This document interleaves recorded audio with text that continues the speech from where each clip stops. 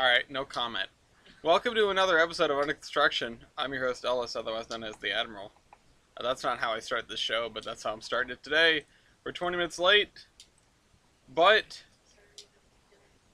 I am not hungry for once, so I don't have any water. I drank my last sip of water before we started. But of course, just because we're 20 minutes late doesn't mean we don't have time to play not Tetris. What open? Oh. I'm in trouble, I guess. Oh right, that was already up. That was on the screen already? Yeah, it is. It was. Good evening, good evening. Let's not play Tetris. I mean, let's play not Tetris.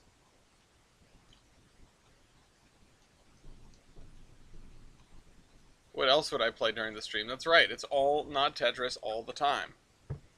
Thank you, baby. I'm not playing Tetris. I thought you were 20 minutes late. I am, but there's always time for this. Doing alright. Doing alright. This is just part of the routine. This is how we... God damn it. This is how we warm up, how we get ready for the stream. This is gonna go poorly now. Oh, shoot. No. Well, we're definitely not beating the high score this time. This is gonna be rough. The high score we got last time, I'm not sure if we're ever gonna beat that. We did so well. Check Horseman, why? Did you pick a new car? Is it a Volvo?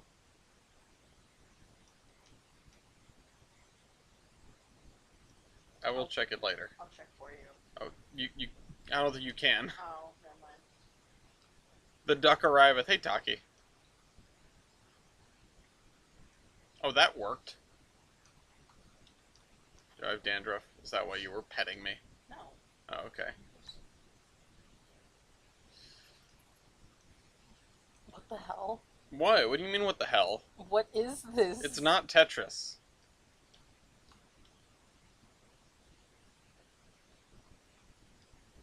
Trying to get the MTS vehicles mod in Minecraft to work. I don't know about vehicle mods in Minecraft.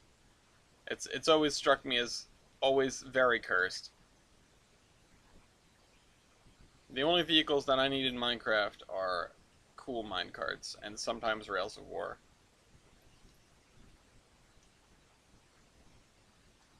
It would appear to not work very well. That sounds about right for a vehicle mod in Minecraft. Yeah, this is Tyler's nightmare. At some point, Tyler might show up and be very upset. Why? Because he hates this. Not Tetris? Yeah. Is this like an actual, like, game? Like, What do you mean? do you own this? Or is this just, like, something you can get off Google? What is the difference? I don't know. I don't know how to answer that question. Did you download this game? Yes. Okay. That's all I wanted. I'm still not sure what the difference is between me owning it and me downloading it off Google. That is probably the worst score that we've ever had. Let's go play MP. Alright, let's go play Trainz. I love you. I love you too. Sorry. We got 421. Alright, edit session. Don't worry, I pinged Tyler. Let's see, what did, see, Envoy commercial, like a rock. Did you find, oh, you found another Envoy? Okay, cool. Well, that's not the Volvo, but you'll need it someday. Play MPS. That's for Sunday driving. And other times of the day when I have nothing else to do. But unfortunately, I never have anything else to do. Or, sorry, I never have nothing else to do. I'm always doing something. Most importantly, your mom.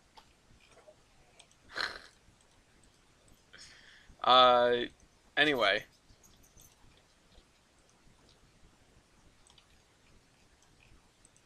Let's see. Someone asked me to do, like, non-grid aligned farms, and we will not exactly be doing that, but we can work on the peaches, peaches, and the other stuff around here, because that's also what I got asked to make, or to work on.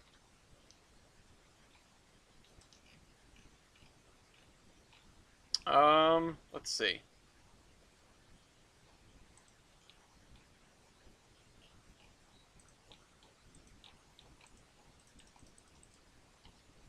Alright. So, I put out a call before we started. I said, what do you guys want to see? And some of the comments were like river related stuff. Somebody said the farm, somebody said Pan Am, somebody said branch line stuff. Um, and we will get to some branch line stuff. Maybe we'll do some programming. What, baby? Yes. Um,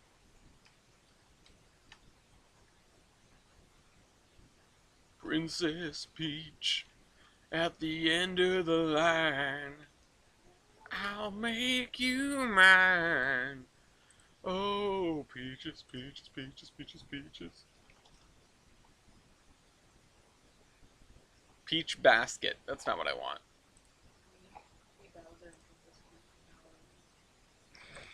Can we be Bowser and Princess Peach for Halloween? That's what Gloria asks. Yeah. The important question is who would be who, though. I can be sexy Bowser. You can be Bowsette. Um, show search filter. Tree, peach. Okay. So we need a buttload of peach trees. Should I just put them on the grid dots? Just to be like that? Just this whole square full of peach trees?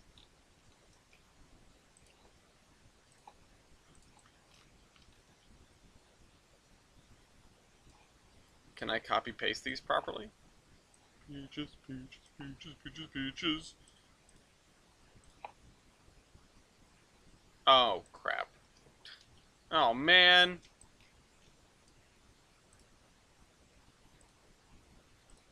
Alright, I guess we're doing it like this then, because we can't align it with the grid the other way.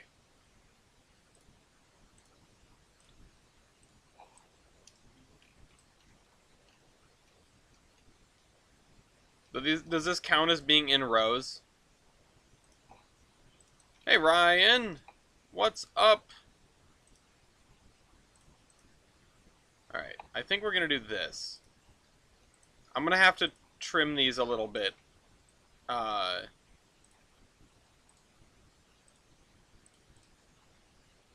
Yeah, I'm just gonna grid. Just grid. All grid all the time. And we'll cut it off like somewhere over here, and then this can be grass, and then this can be something else. This is technically what was asked for. This is a non-grid aligned farm. So, just swinging by before we make a move to bed. What are we building here? This is... So, I don't remember what inspired me to make this little triangle like a peach orchard. But that's what this is. Just a little piece of the town of Pan Am. And I don't actually know why I'm doing it in two, like, these small squares. I could be going in much larger pieces, but alas. Yeah, I put out a call on the Discord, like, hey, what do people want to see today? And one of them was, like, non-grid aligned farms. So this is technically not a grid aligned farm, even though the trees are, in fact, exactly grid aligned. Nobody will be able to tell once I put the texture on it. And then, let's see, we'll do the orchard first, and we'll maybe figure this triangle out. We might just make it its own field. Thank you. And once we've done that, it might be good to just sort of... Honestly, the best thing for us to do today is to fill in everything up to the river, and then just worry about everything else. Yeah, Pan Am's got that peach.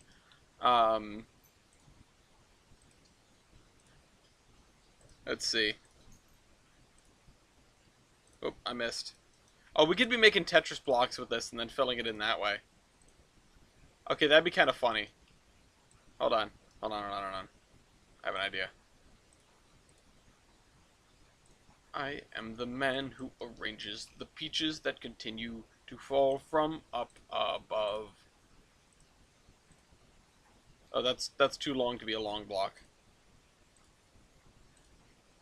Let's say it's 2 blocks together. It's a long one, and all right, this is too much effort.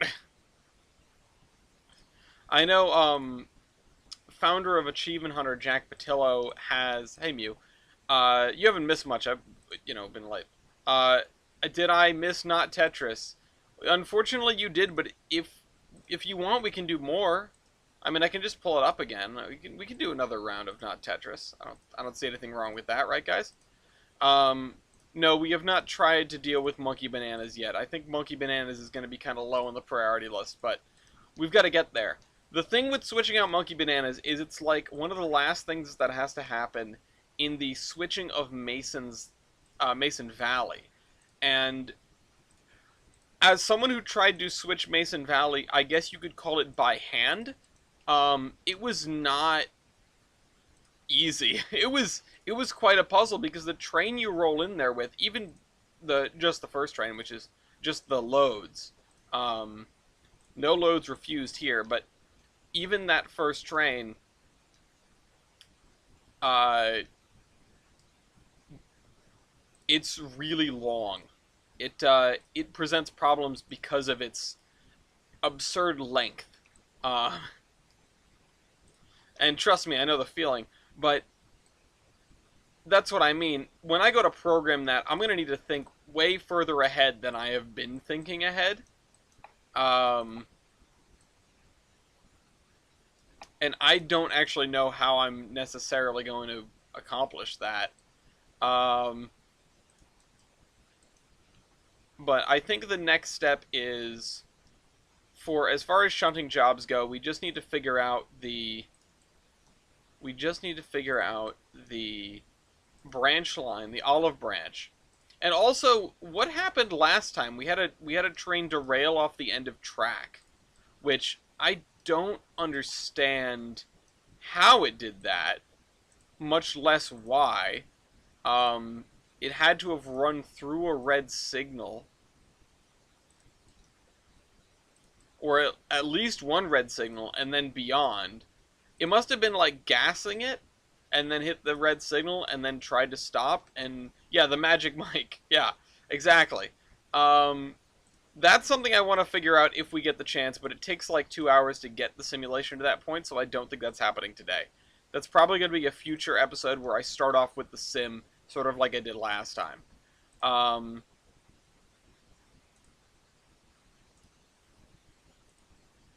every square that is full, I'm giving this. I'm putting the peach trees in. Um, I don't know if this is gonna make like a proper pattern. I feel like it should definitely make a pattern. I just don't see the pattern emerging. It's not helped by the fact that got an orchard going here. Yeah, this is the peaches, peaches. Um, this has got to. Okay, it's 1, 2, 3. Delete that one. 1, 2, 3, 1, 2, 3. This has actually got to be called like peaches or something.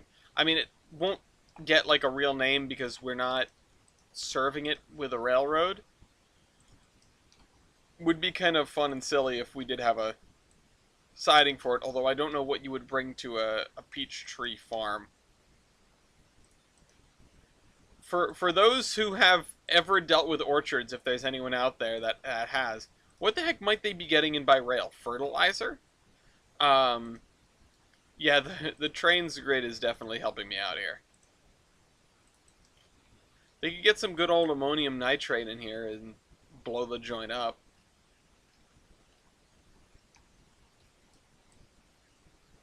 Yeah, fertilizer in bulk. You know what? That just reminds me of, I know we don't have an open TTD server right now.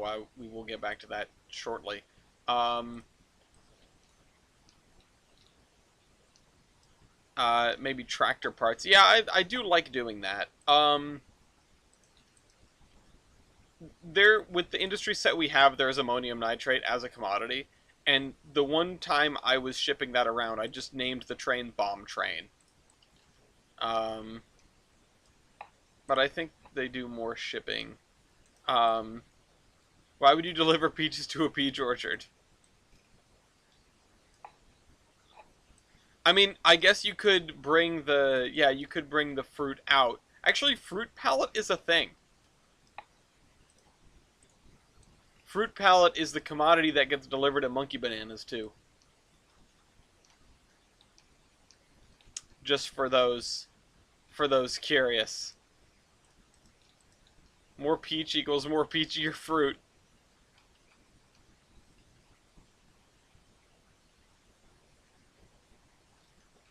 Uh, Also, I can't be the only one that just hears in the Peaches song, Bowser just yelling chiz. Um, like he's not saying peaches. He's saying a different word, something that he gets, surely, because he is Bowser. Um, Good evening, Orion. Welcome, comrade. Okay, let's.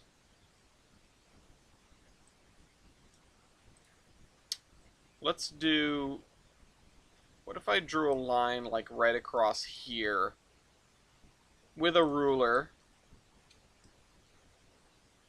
It's gonna be one of those words where after you hear it 20 times, it doesn't sound real. Yeah, no, it's already. Yeah, no, that's already happened to me. 100%. Banana plus peach equals probably more fruit, right? A rather nice smoothie. You know, funny you mentioned that. Oh wait, no, it was a mango smoothie that Gloria got, and it was actually a banana smoothie.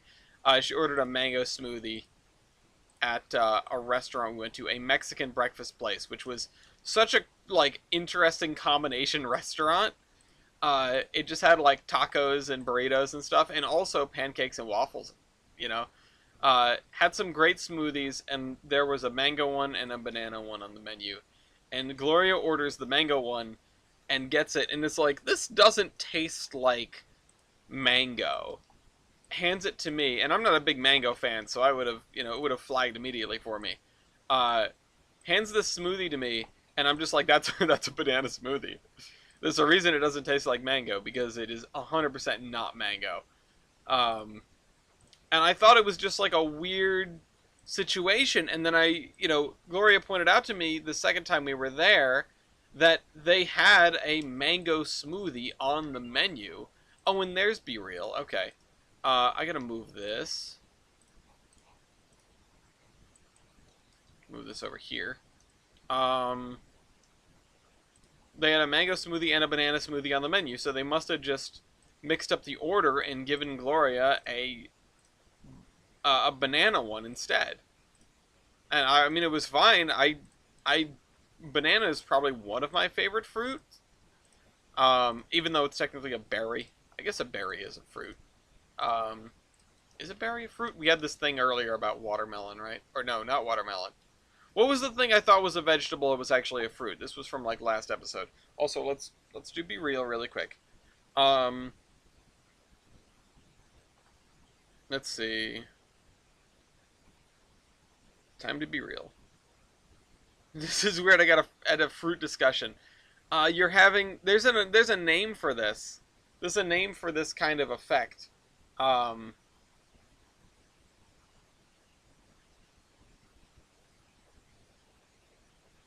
where you get there we go. Where you have or like you notice something and then you notice it everywhere. I know that's not specifically what just happened here with you, Matt, but it fits. It roughly fits. Um, Princess Peach at the end of the line. I'll make you mine. Oh, and then handicap minivans recently. That's a weird thing to have that happen with, but I hear you. Um,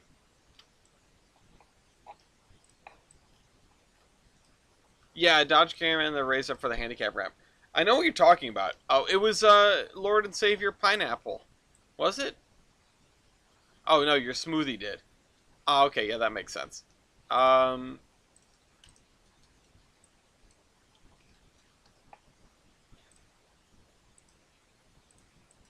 how big is this?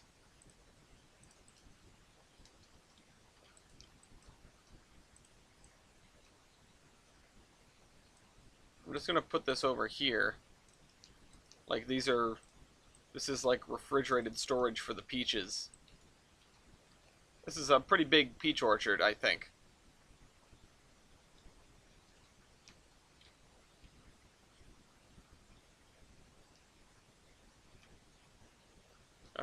Let's see. I don't know. I've never seen a peach orchard in real life. I would assume they're actually quite larger than this. Let me look them up. Peach orchard. The peach orchard. Oh, that's Gettysburg. This steer orchard, that's actually quite large. Which, this is like an apple orchard, though. Which is, it's like half a mile by much less than half a mile for their main field. It's like half a mile by 400 feet. So if we measure this out, because rulers work here and they don't work in MPS properly. Yeah, this is actually larger than their main field, but it's comparable in size.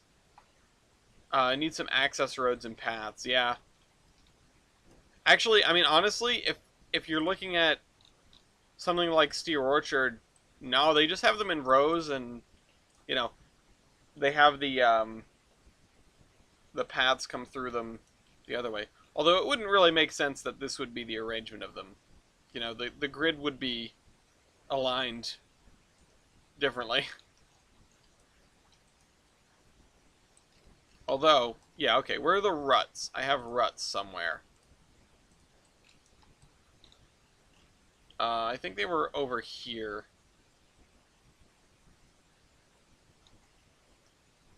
Yeah, right there. Give me these. Move this over here. Here they use retired school buses for the access vehicles. Oh, alright.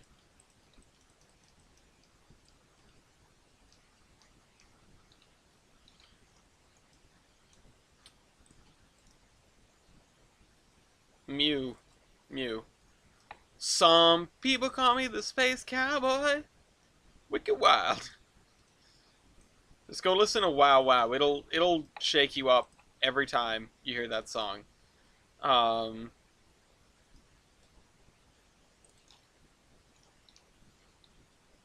all right, let's see.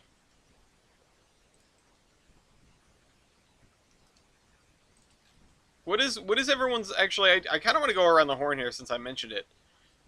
Like I said, the banana is maybe my favorite fruit, or at least it's the one that I would have on a like on a regular basis.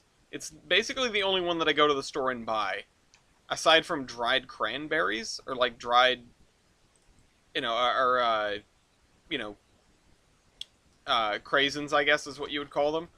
What is everyone's fruit? Or everyone's fruit. What is everyone's fruit? Yeah. What is everyone's favorite fruit? Is what I was trying to ask. What is everyone's fruit? What fruit have you got? Um,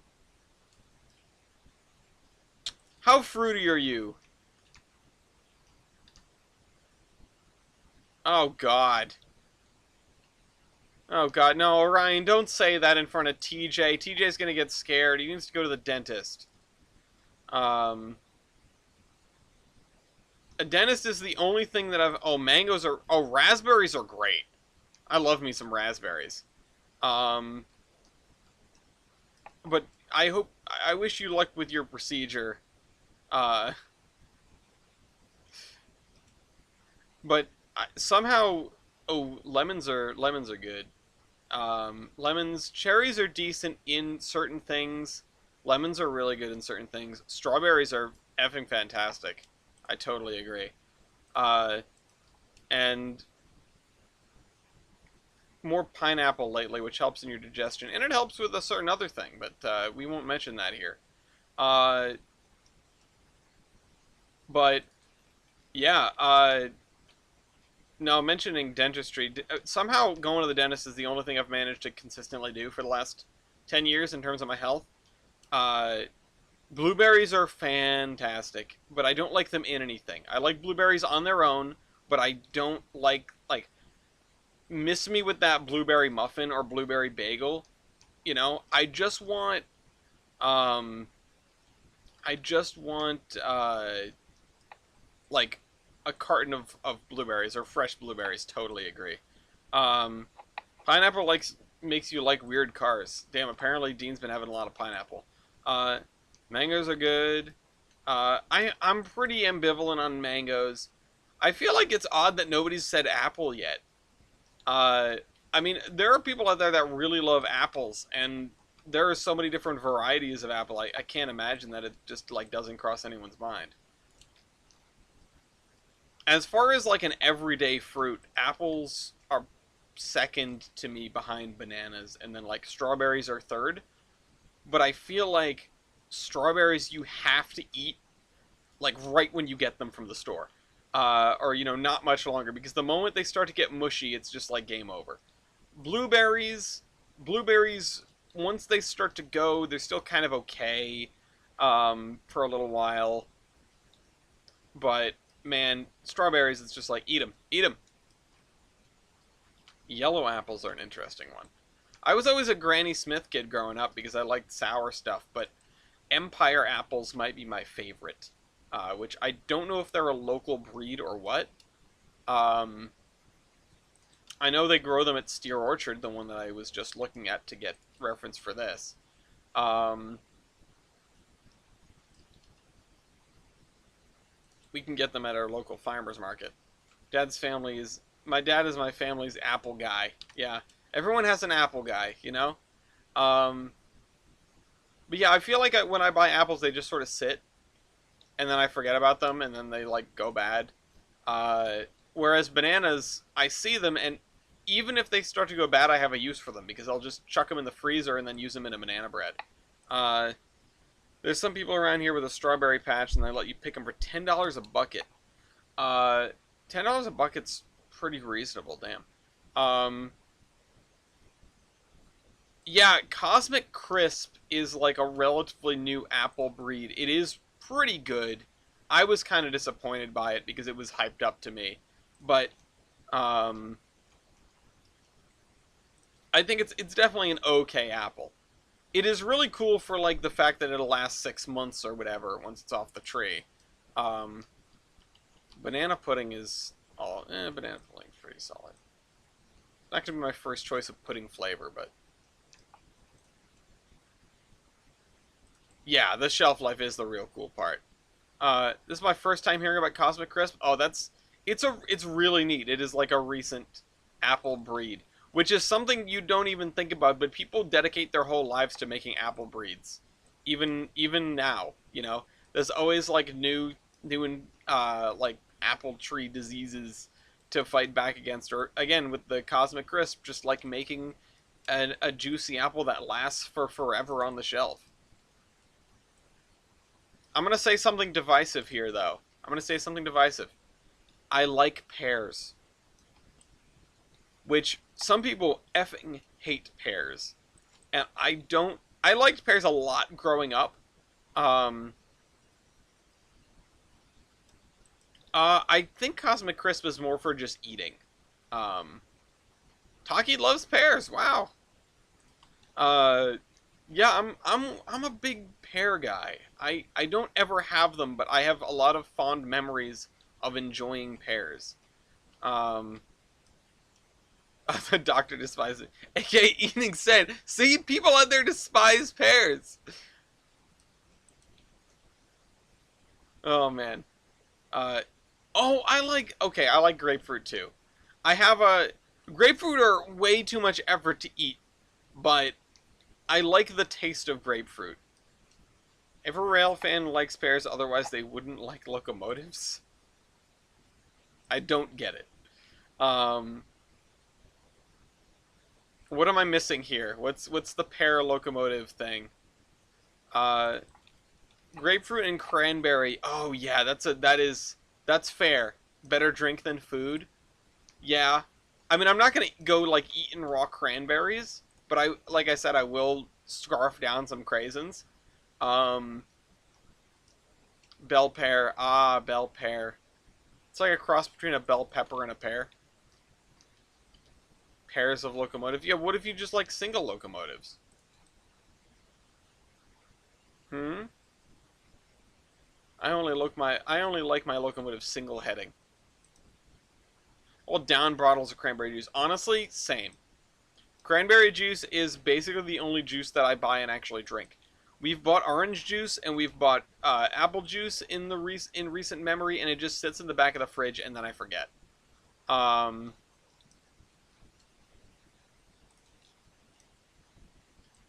all right, we're gonna have to stop with the fruit puns. I don't like what I invited, and we're gonna have to stop. But double chuffs, the double chooch. I Most of you guys already know that I've referred to 1309 as the double chooch ever since I found out it was a compound. Uh, but some of you may have never seen the short film Double King, which is effectively what that is a reference to.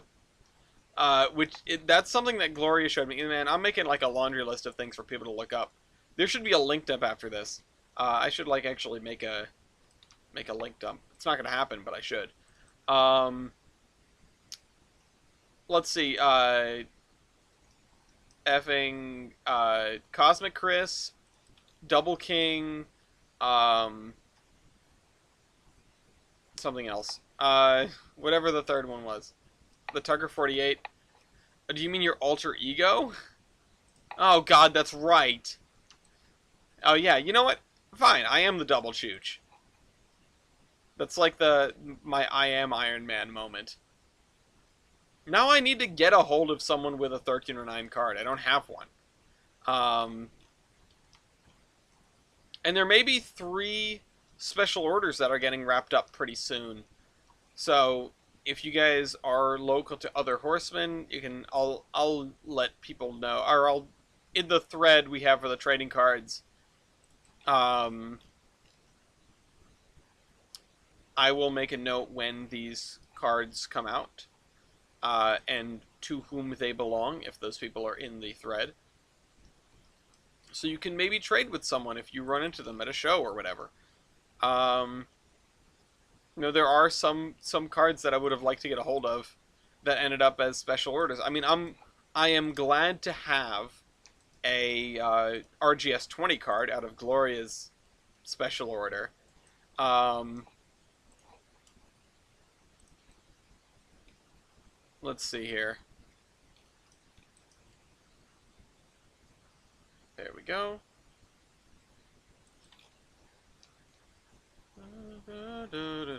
Peaches is still stuck in my head. I keep putting it too far to the right. I should put it like right here, I think. I don't know why I'm going into this much detail, but all these splines, man. We're most of the way done. If we can get this peach orchard and this adjacent field done, Pan Am's gonna look so much closer to completion.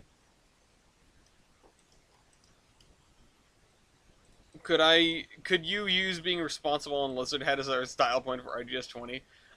No, but extreme weather event has been a point, so maybe tangentially. But really, I mean, that's not really an extreme weather event. It's an extreme incompetence event by the hands of the RGS, I feel.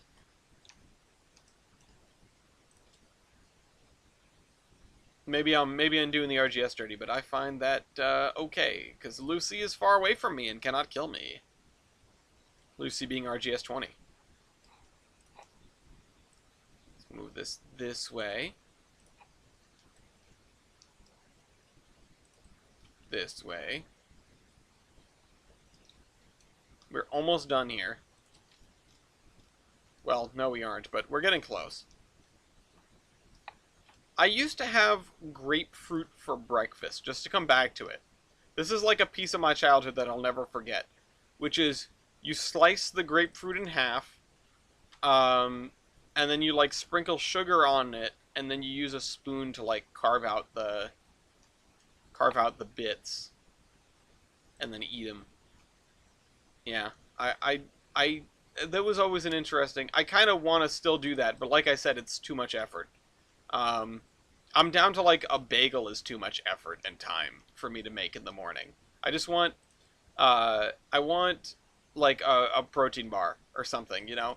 That's almost that's been my go-to, or like a muffin. You know, making a bagel is too much effort and too much time. Making a bowl of cereal is too much effort and too much time. You stick a spoon in it and the grapefruit juice shoots in your eye. Yeah, no, it was always a fun job avoiding that. It's like that one scene in Son of the Mask.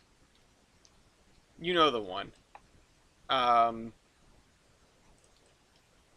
Gloria's watching something where there's a live studio audience in the other room, and I can hear the clapping, but um, all I can actually hear is like, the sound the wheel on Wheel of Fortune makes as it spins. That's the sound that I'm hearing. That has got to be one of the most iconic sounds in like game show history.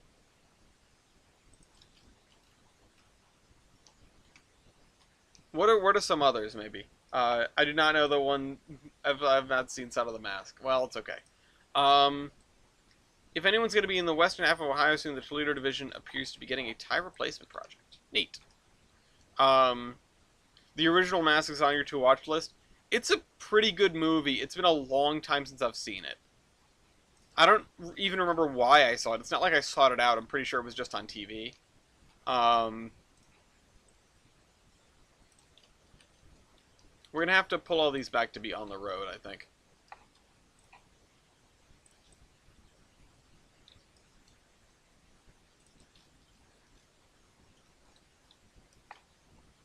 And every one we have to adjust. But that's just the way it's gonna be.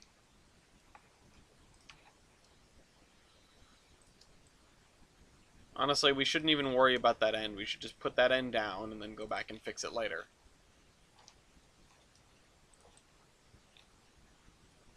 But yeah, the Mask is definitely a movie.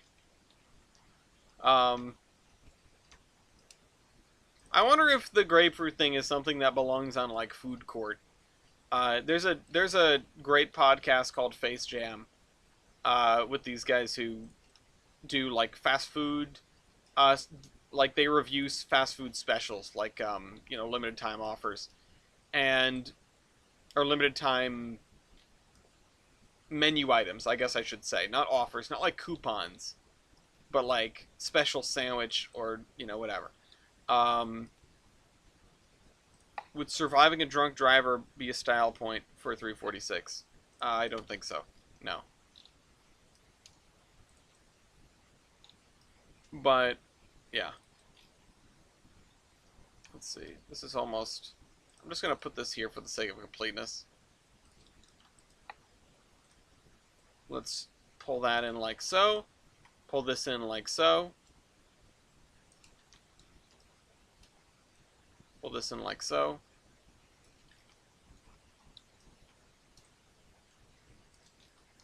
So I had to admit to doing something at work today. And you guys don't know where this is going. It's not as bad as you think. I had to admit to compulsively deleting all the emails the company sends me all the time. Because they send us stuff like surveys, and then that reflects on the managers, like how many people complete the survey. But everyone got a unique link. And I feel like my boss, who knows me already, knows me well enough, probably knew that I did this from the moment that I asked, could I have another repeat link? Um, or does anyone have the link is what I asked. Because I got sent an email that went out to the transportation team like, hey, we noticed a lot of people haven't finished their surveys yet. Can you please do your survey? It takes like 10 minutes. Tomorrow's the last day to do it. And I went, oh yeah, fine. You know what? Because my boss is asking and I like my boss, I'll do the survey.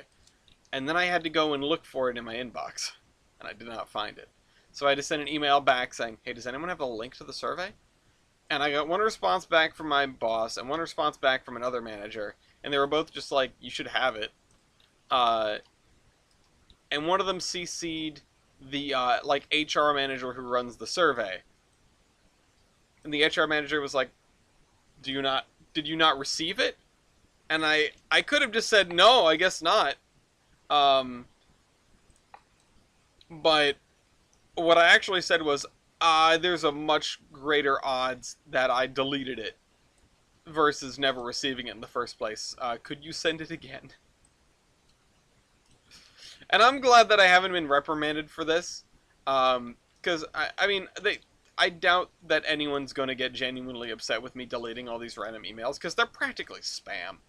Um, but I try to keep my inbox relatively sane, and that means deleting a lot of things because we get sent so much stuff, like countless stuff.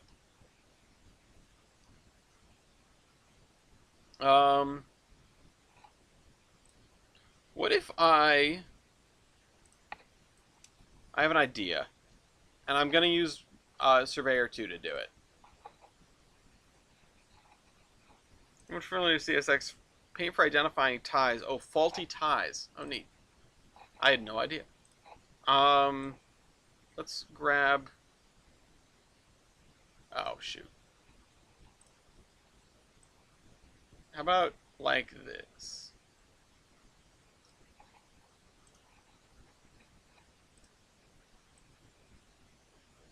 Oh, crap.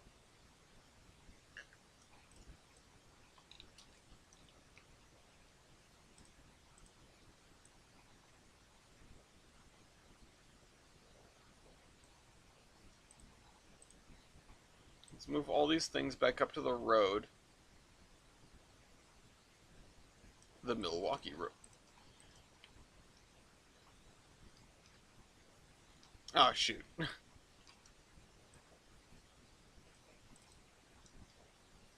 Oh, come on. Let me guess. That exposes half the door on this side. How far out can I scoot it? Oh, that's fine. That works. The potlatcher.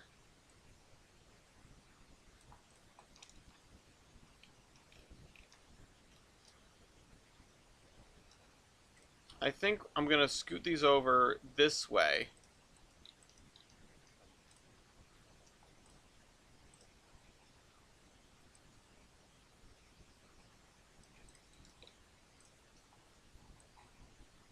Oops. I didn't hold control. Let's make some really long buildings.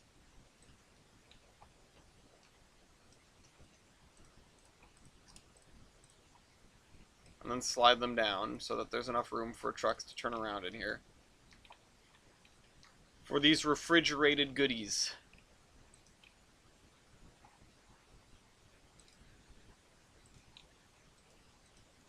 The peach houses, yes. Inside of there is a Mario Kart racetrack. Okay, let's fill in this triangle with something. Something that we haven't used much of over here. We'll go with maybe this color, or...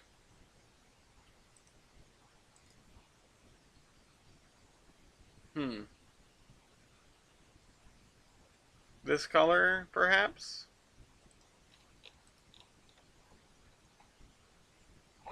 Oh, let's switch back to Surveyor 1, actually.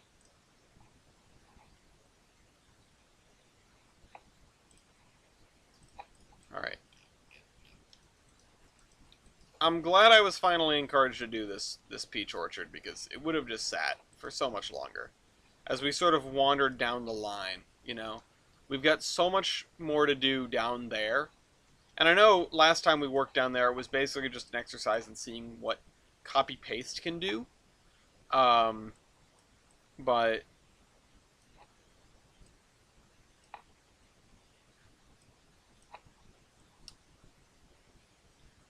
There we go.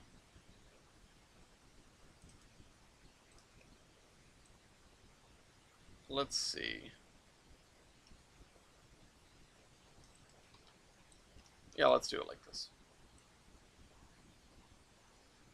We'll go right up to the edge and then just smooth the gap with texture.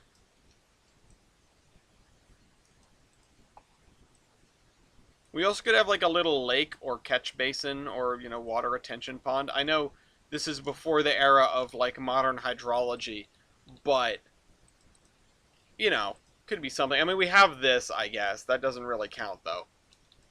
It's not exactly a mill pond. I mean, it is a mill pond, but it's not that kind of mill pond. It's not a very pond kind of mill pond.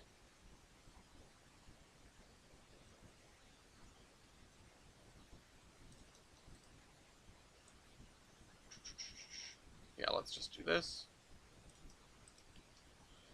And then that set of farmhouses close to the top of the screen there, that's going to be empty and probably grassed over. And then this set is going to be the, like, lived-in set.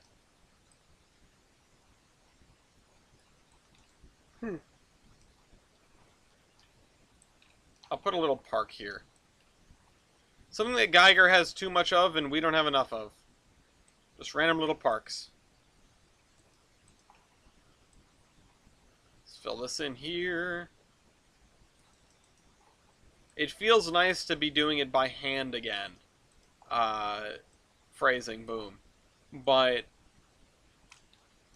still, like, I can't deny how like easy and simple it made things to copy paste. But at least this, I know I'm doing it right. I know I'm getting it right, you know? Can I turn down the radius at all? But I hope everyone's Thursdays are going well. I had a sort of... It did not feel like Thursday to me for quite a while. Because they moved my normal business meeting, because we always have our team meetings for work on Thursdays, and they moved it to Friday morning. They moved it to tomorrow morning. So I was coming towards the end of the day, and I just had this realization of like, oh, it's Thursday. Like, I thought I was, it just felt like Wednesday to me for most of the day. All right, hold on, let me check my DM here.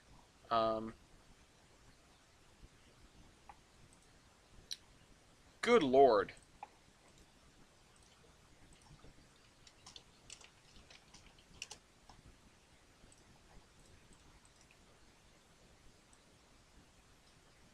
I just got a message in saying that I have to fly to the next state over. It was 600 miles. And I'm sitting there thinking like, all right, there are not many states where this could be, number one. And number two, like, man, I've walked into the wrong state by accident. TJ was there. We walked out of Rhode Island when we weren't paying attention. I've been on a gluten bin some more. Yeah, I saw you writing about that. That looks like fun. Making a pair of highly detailed water plugs. Water plugs? Water plugs? Like a water tower? Is that what you mean? Because water towers are always cool. Honestly, I don't know where Olive's pumping station was. But we do have our water tower here, at least. Honestly, maybe kind of small for this town, but... My game had weekly maintenance last night, so I always know when Thursday is. That's how Elite Dangerous does maintenance on Thursdays as well, and so that... When I played Elite a lot, I sort of felt the same way. I'd like to get back to playing Elite. But then again, there are countless games. A water plug. Oh, like a standpipe. Yeah, okay.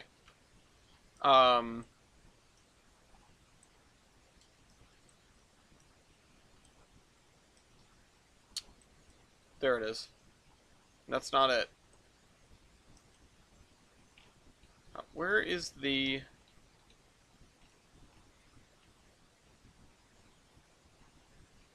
Is it you?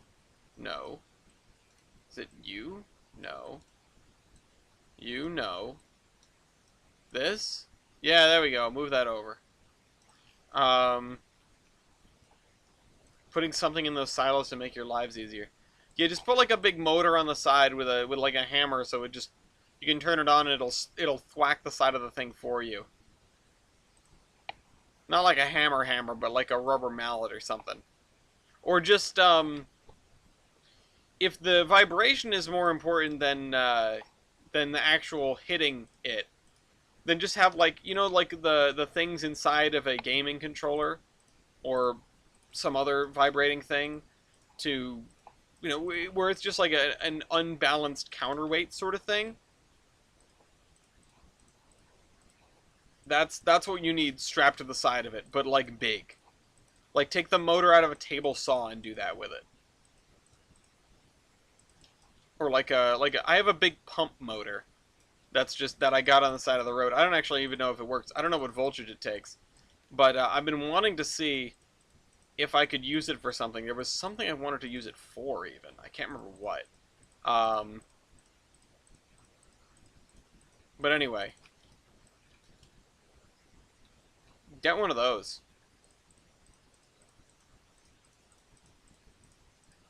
It's funny about the standpipe thing because I've heard them called water plugs before, almost certainly, probably by Weibold or something. Uh, that just seems like the kind of terminology that he would use, but it just didn't like register. It's like I sort of know what these like I know I should know what these are, but okay.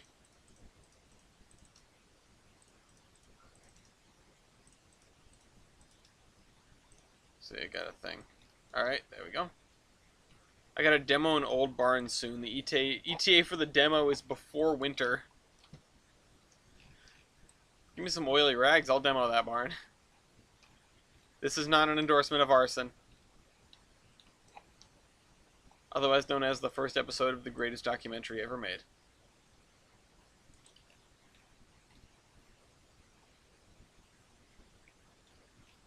I used that as a reference when describing, um, like certain kinds of tense or like usage of narrator to somebody the other day.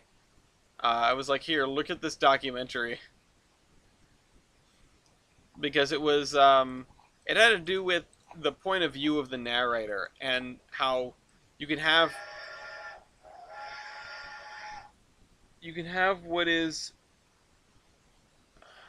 hold on. Oh, okay.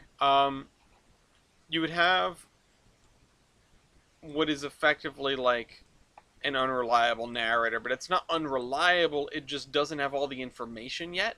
Sort of like the narrator, instead of a typical story, a lot of times you'll have a narrator that is sort of in the present retelling something from the past. That is most stories, really. Particularly most first person stories. Um, if your story contains something like, oh, I walked to the store and picked up blah blah blah. That walked, that past tense, is sort of indicative of your narrator is telling the story from a point in time, in the future. It's easy to know that your narrator survives in that case. Um, it is incredibly common with first person narration, but that isn't what I was talking about. Uh,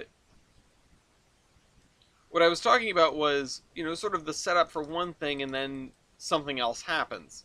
Uh, and all that was left to do was march.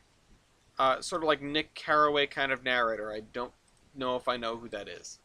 Um, but in the documentary, they say that you know all they had left to do was march. It was this. It's this. All is lost sort of moment, and then time progresses. Oh, Gatsby. Oh, um, it's like Nick Carraway. Nick Carraway. Another second thing where I go, I should know this, and I don't. Um,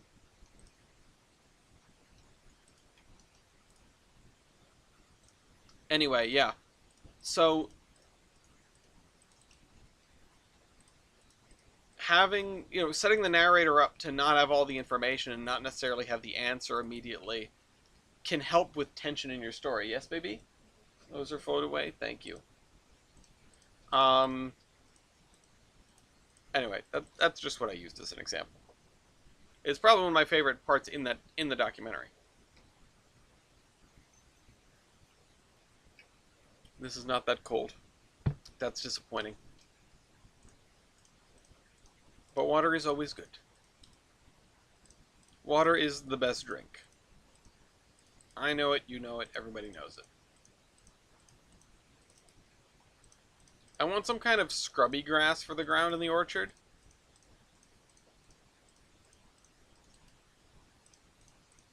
Let's see.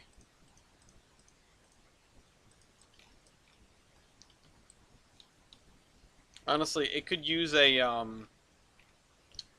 whatchamacallit.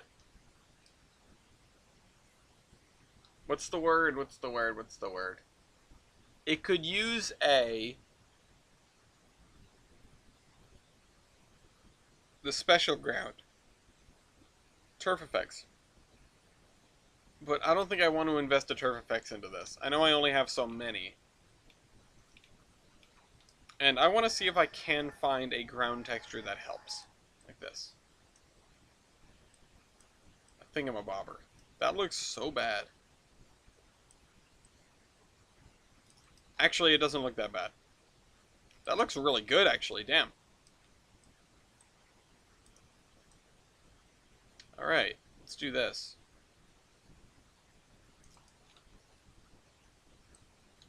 Because it looks like these are like things that have fallen from the trees. What happens if I spin the texture?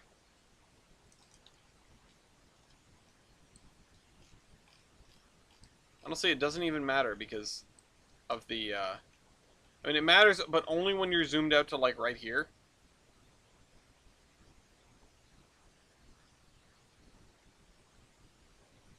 Hmm. It doesn't make a functional difference. I wonder if, because these are on, like, a strange diagonal. I don't think I can match that with my texture, so maybe just doing it this way is the right way to go. But then again, if I set this to due east, right? Yep. Okay. Why? It's minding its own damn business. Glory wants me to kill a spider, guys. I'm gonna have to go do it. Oh, shoot. You might be waiting a minute. Okay, this is sort of the direction.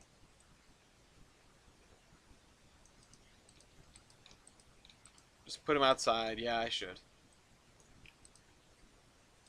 I would if that wasn't so much more annoying. Didn't we have this conversation at dinner in Kent? Shoot. What conversation?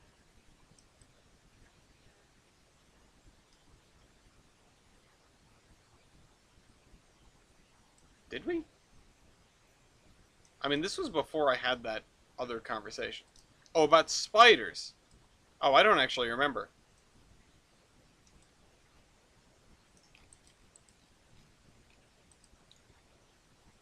I honestly don't remember. Maybe we did. Definitely spiders were brought up. Because I think you were talking about the cabin versus the yurt. Which... Alright, I'll be right back.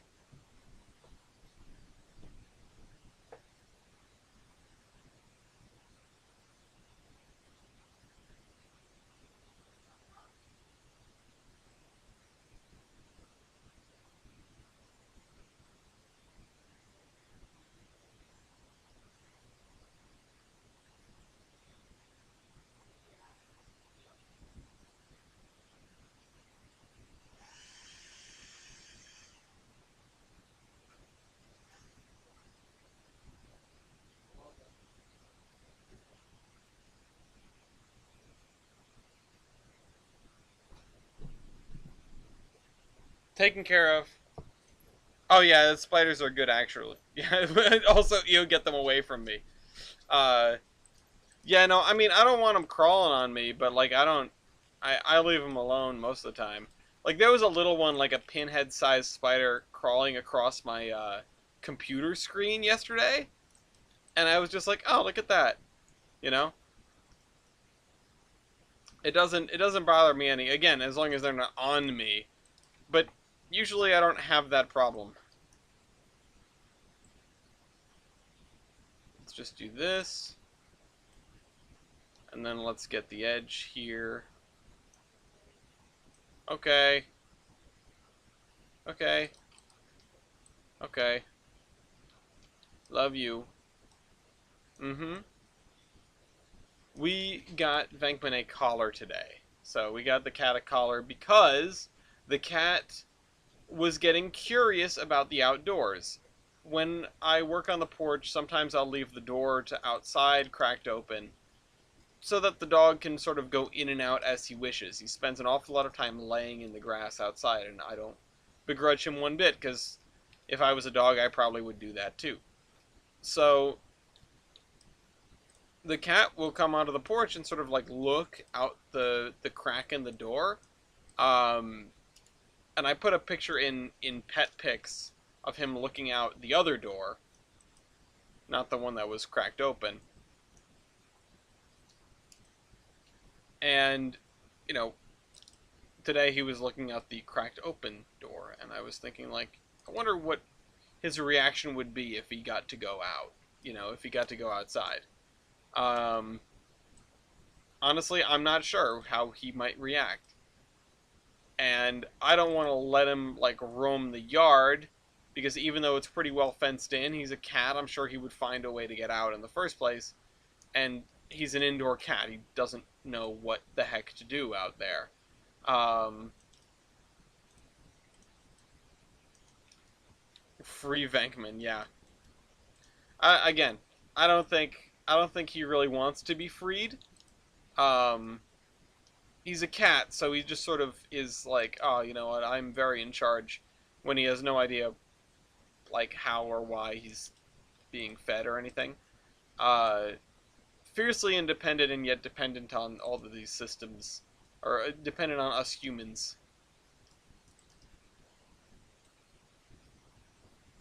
I know I've mentioned the difference between dogs and cats before, and the difference being that, you know, a dog sort of looks at everything that the person provides for them. You know, they see all the food and the shelter and the playtime and this and that, uh, and they think, wow, you know what, the humans are so good to me. The humans must be my god, you know.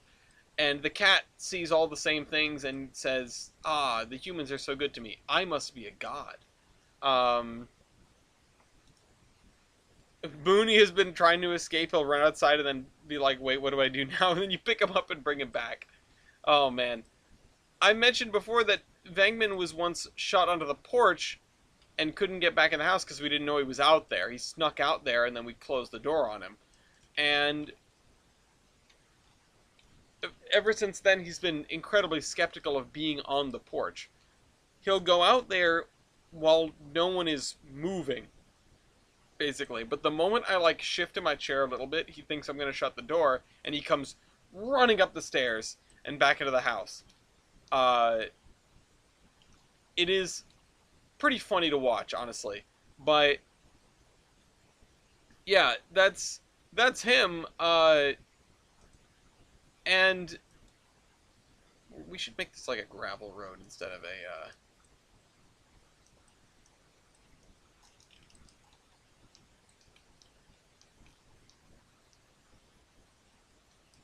I figured he would sort of feel the same way about outside. Like I've said, I've sort of caught him looking out the door very skeptically.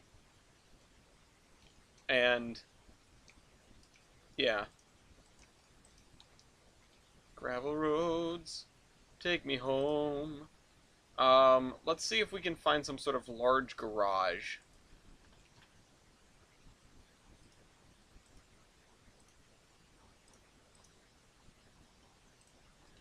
McMansion, that's what we need. What is this? Oh. No, those are all beat up. I need ones that aren't beat up. Parking garage. I just want to find like a large garage looking thing where they might be able to store these, like the machinery that they use.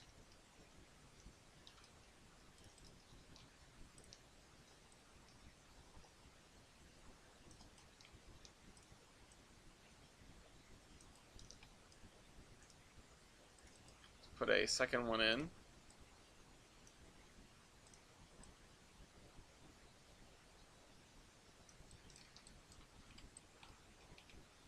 The tree shaking stuff. Um, Bus garage. Whoa, that's cool. Like that. Have to use that in the future.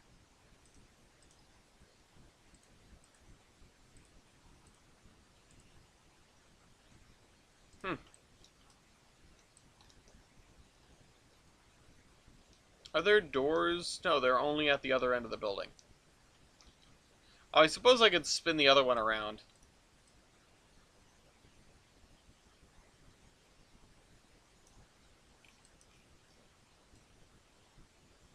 Don't want it to be bent. 216.4. Come on. Give me that dot 4. Nope. There we go. Now we just need to line it up right. There we go.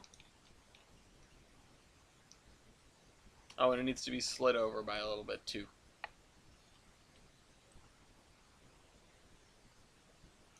There we go. The peach sorting rooms.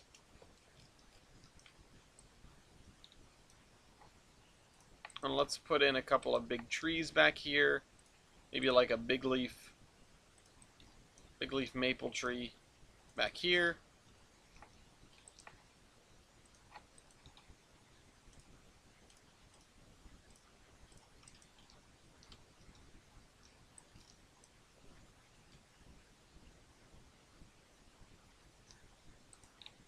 And then over here,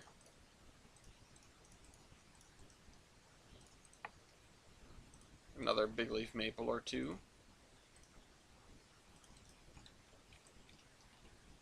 Just some chunks of trees that have sprouted up in these areas that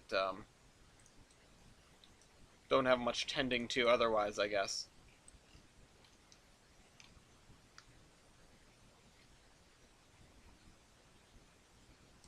Also down here we should probably have that. I mean, yeah, the red oak is something that we've used quite frequently.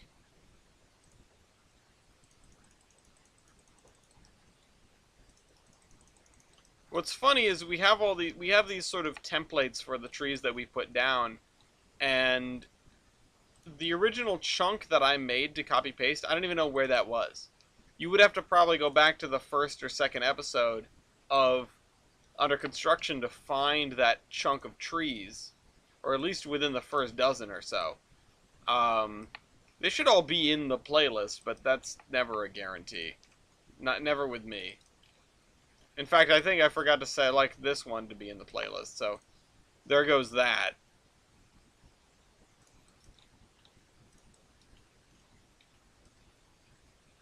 Well, let's do this, and then we'll fill in the grass also. Can't go wrong with this. Yep, and then we'll have all this filled in, and then we just need to do this area, and then this. It's going to be interesting. It's already about 8:30, although we did start late.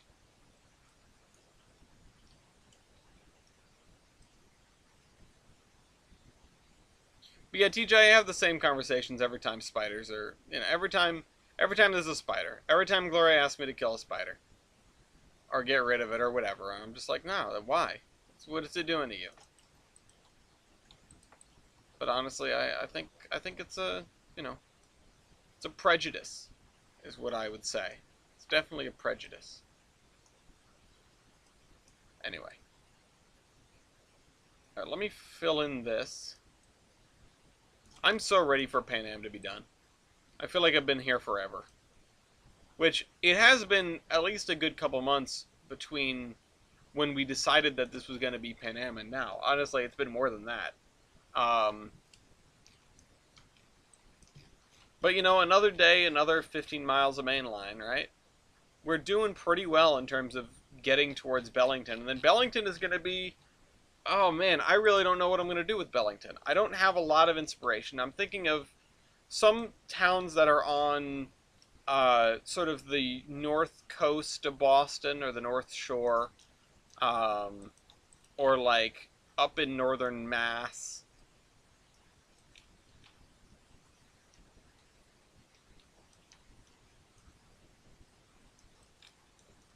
Mopag, that's not the line. I mean, neither is gravel roads, but gravel roads are the best kind. For those who build in Minecraft, gravel roads were always it, and they always will be for me. On my couch. Okay, yeah. Now I get where we're going.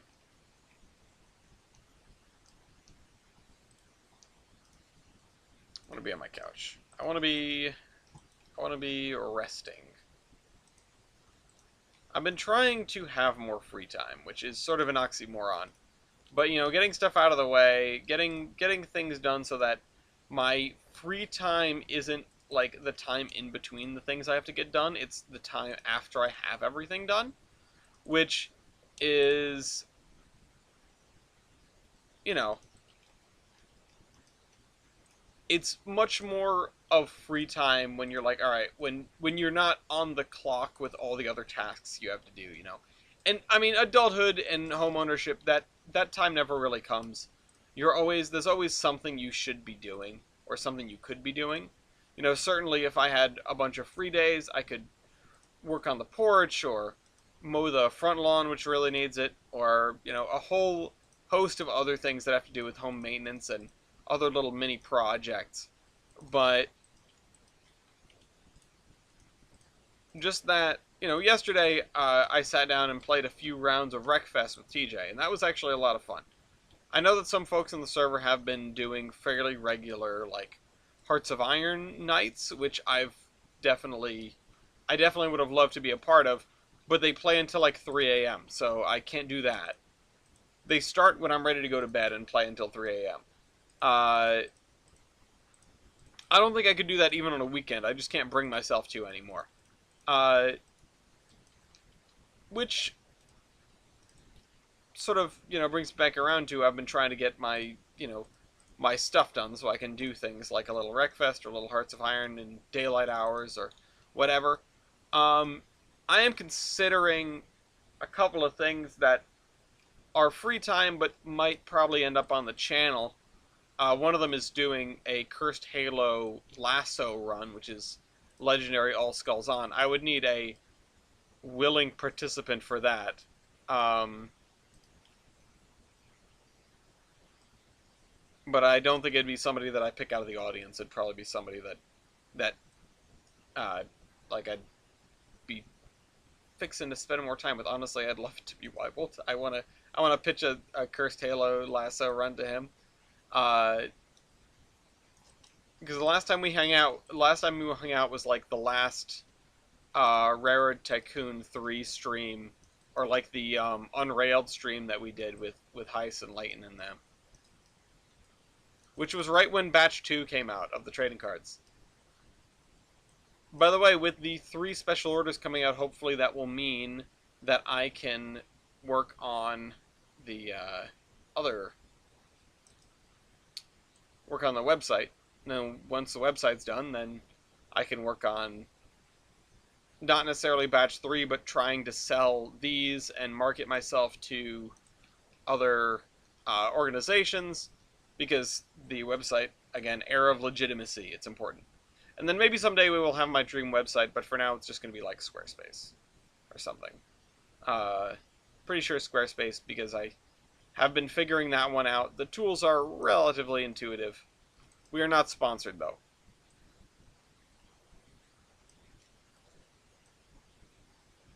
Anyway. Um,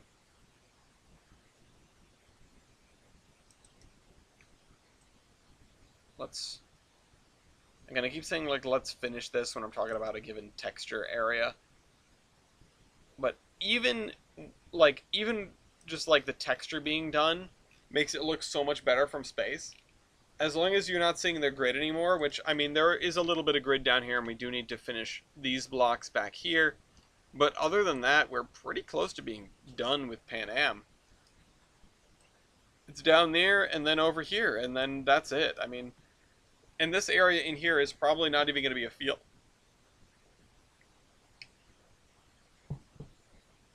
Honestly, it might be another orchard. Because this is about the right size for another.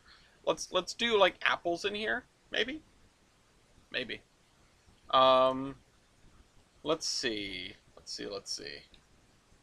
Has anybody said anything in here? Oh no. Oh no. It was just Tyler saying, oh no.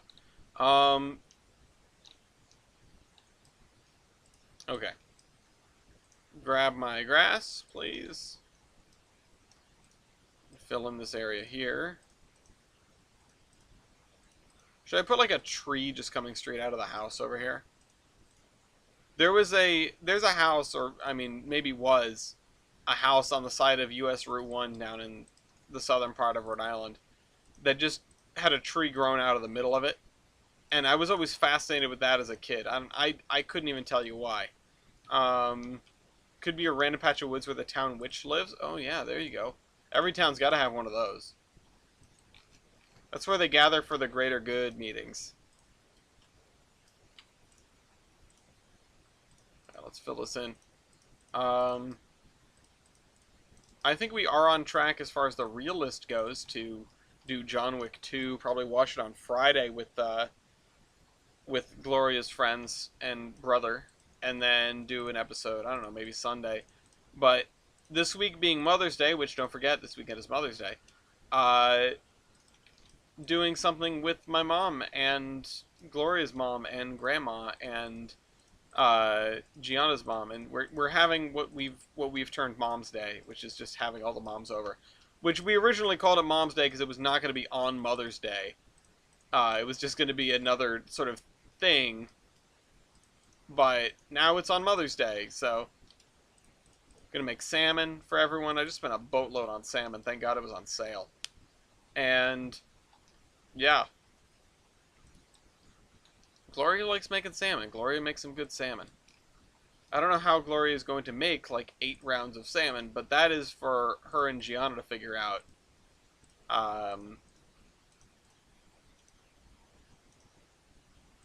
Yeah.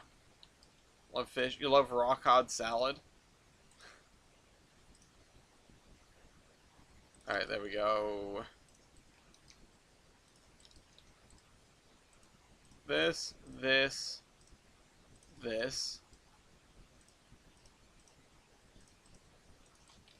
And like so. Okay. So, I think I am still going to put some sparse grass down the middle of this.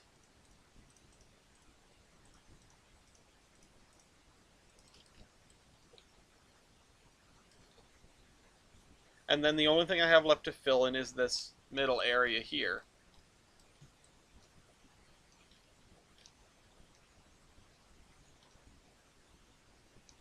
Which we're going to need dirt here.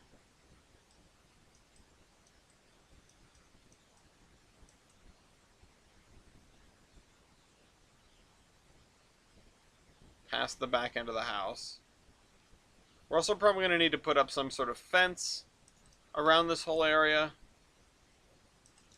That's the plan anyway. That's why this is so important. Well, actually, we don't really need a fence. We just have that there.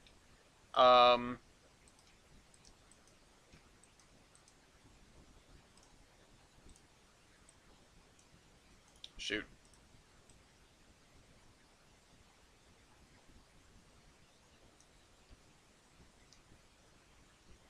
Would we want to put this out here? Or maybe even over here? Yeah, I'm going to put it over here. And I will put a tree growing out of this house. Not a big one, I hope. We'll see how it looks. Or a tree growing out of this barn, then. That is much larger than I would have hoped. There we go. It's not an accident. We got a tree in the barn. Well, it's not an accident on my part. I doubt they planted the tree there. That's some, long play eco-terrorism, is just planting a tree and letting it grow up through somebody's, like, empty house. If they don't visit it very often, which I don't... Again, it's not something that would be reasonably possible, but, you know. Seed bombing your worst enemy's basement. With, like, tubers, so their whole basement becomes full of potatoes. Alright, let's fill this in. And we need to find some sort of rougher ground for this. Probably this.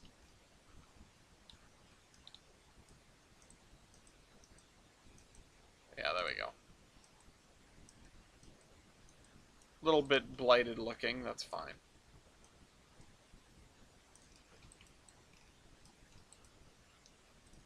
Fill this in. Something fallout shelter. Yeah. Anyway.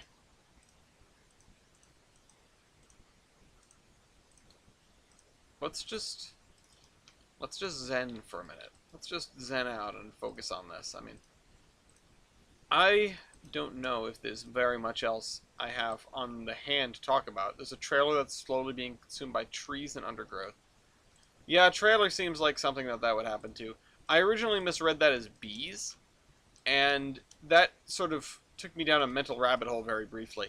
I love seeing pictures of, like, massive bees' nests that have taken over stuff. I would never want to see one in real life. I would never want to run into, like, these massive, like, paper hornets' nests. Or, you know, are they paper wasps or paper hornets? Whatever. The ones that build their nests out of crap that looks like paper. I'm sure you guys know the nest that I'm talking about, or maybe you've seen a picture of one. There was one in the ceiling of my porch when I started tearing it apart. But they just take over, you know? It's incredibly impressive how they just sort of, like, form over furniture, you know, walls, floors, doors, just cover everything with a massive nest. And this isn't necessarily paper wasps, but it is, you know, just like certain species that make these incredibly impressive and incredibly large nests. Honestly, I would love, really what I'd love to see is a time lapse of them building a nest like that, but that is so difficult. I've seen, like, you know, people try to do a time lapse and the bees just, like, build over the camera, so then you can't see anything. Oh, you know what I actually want to do? I want to clear out this a little bit more, and I want to see if I can build around it. Or build around, you know, effectively make, like, a pathway to it.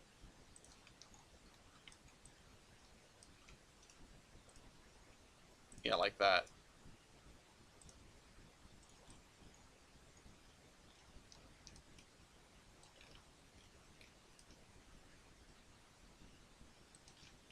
And I will go grab a path so that it's very clear that that's not an accident, once again. Where's the campsite? Nope, not there. I think I have it marked. No, I don't. It's just here, though. Oh, this is the heaving lake. This is not the campsite. Campsite is back here. Excuse me. Just random place. On a hill. Campsite.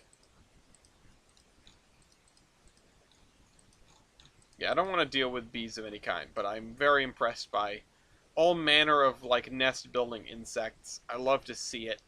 I love to see it in action. I love to see, like, the people that, like, pour molten tin or whatever into an anthill and then dig it up, and then you can see what it looks like. That is always really cool to me. And yeah, I mean, I've always been kind of fascinated by bugs. I don't want to get close to them. I don't want to get like, I don't need bugs like on me or anything.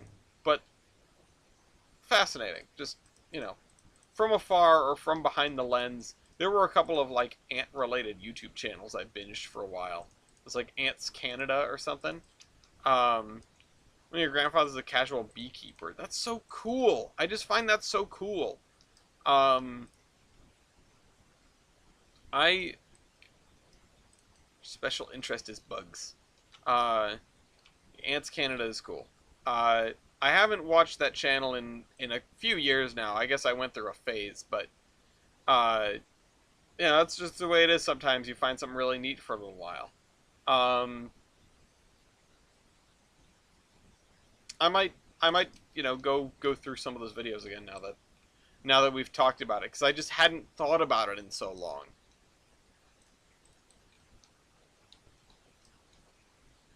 All right, let's do this, and then honestly, this grassing edge looks like a sort of, you know, architectural or aesthetic thing. It's like, oh, I put a little grass just on the lip of my lawn, but obviously that's not what we're going for here. Whole bunch of honey to put in jars. Love that. Love natural honey. It's one of the things I try to get from the farmer's market here. Um, and I think I mentioned in a previous episode, like, honey sticks are fantastic. If you don't know what the heck they are, go get some. Go find some and have some. Um, anyway. Alright, so I'm calling this done. That means this is what's left. I mean, we could just do a couple suburban blocks here. It's not too hard. Give me this house, perhaps.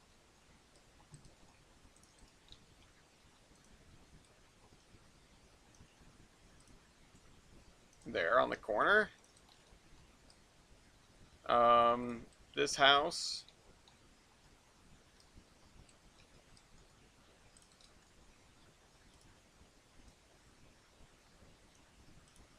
Right on the edge here. Probably want maybe 3 to 5 houses per block. This one might be an exception because it's butting up against the buildings here. But we might have like a hedge back here.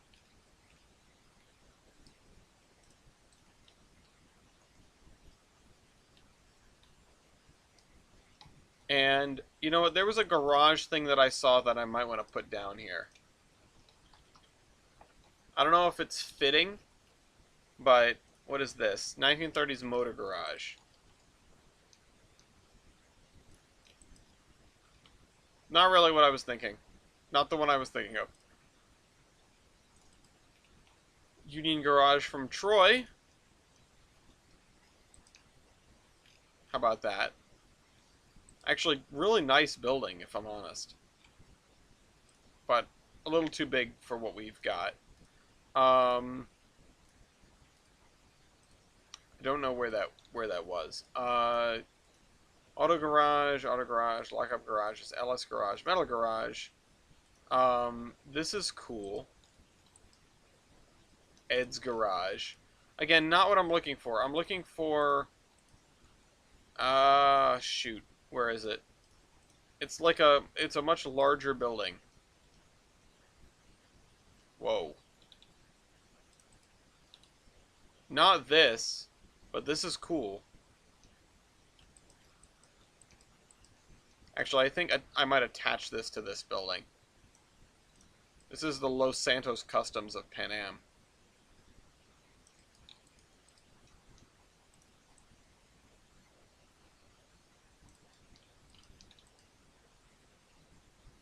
There we go. That looks good. Except for the boarded up windows, but whatever. Funeral garage.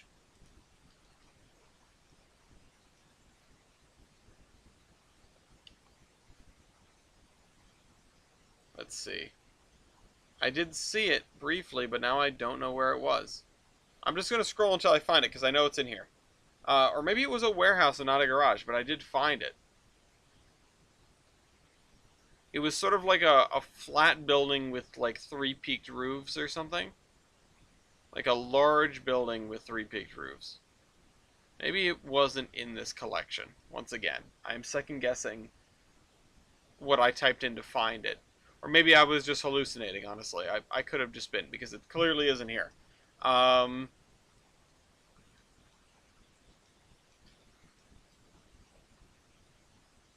nope. I thought that building would have looked good along here, and now I just can't find it.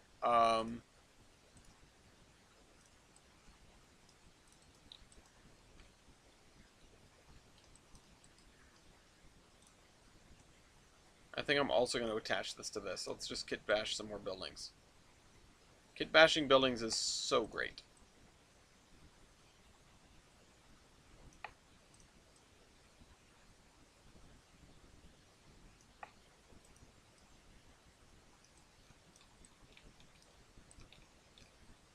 Yeah, there we go. But yeah, I do want to have something at the end here.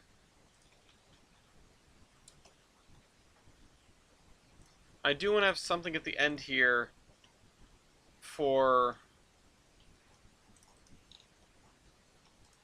That's interesting. There's Monkey Bananas. Your guys' favorite.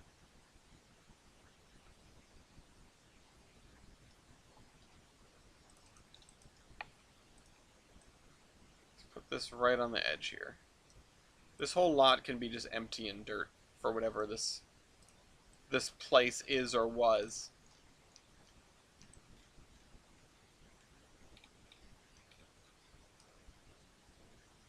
Which means that we're going to have to put more houses in here. House 10A.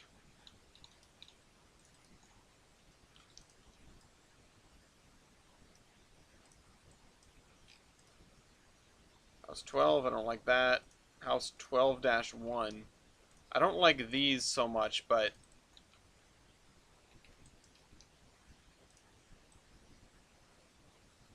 They do seem kind of 50s, huh?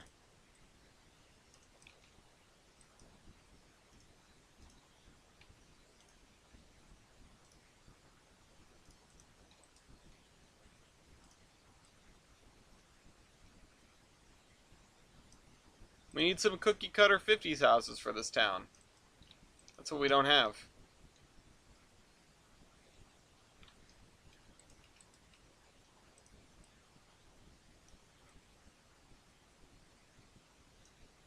Let's scoot them back a little bit. Actually, can we squeeze 3 in here? Oh boy. What on earth is this awful looking thing? YouTube crashed and I have to rewind. No, you don't. You don't need to see it that much. You know what it looks like. If you were curious about what the asset was, you could have asked. That's not why you're doing it. You're doing it because you have an addiction and you need to stop. I believe this is a problem.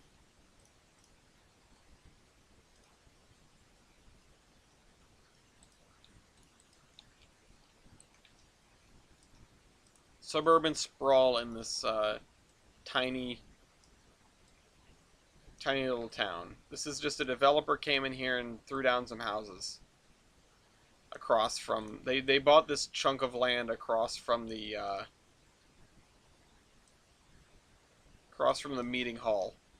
And we're just like, I'm gonna put down some houses.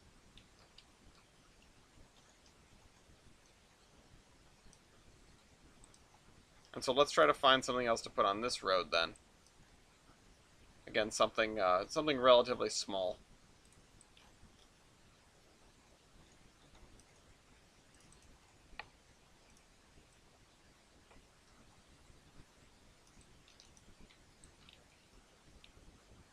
I generally around to resume at where we stopped. Monkey Man just happened to be in the stretch.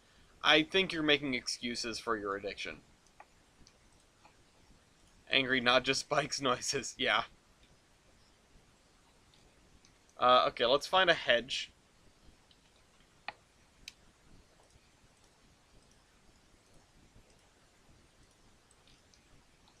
Let's put up this hedge like here.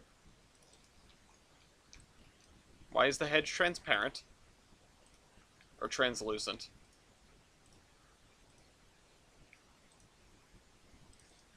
Wow, these are terrible.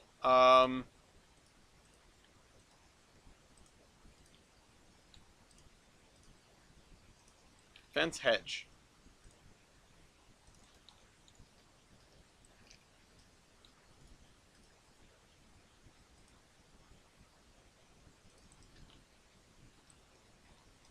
When you maintain your side and the town does not maintain their side.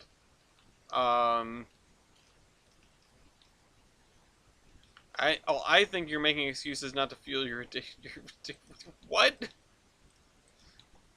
Muse lost it.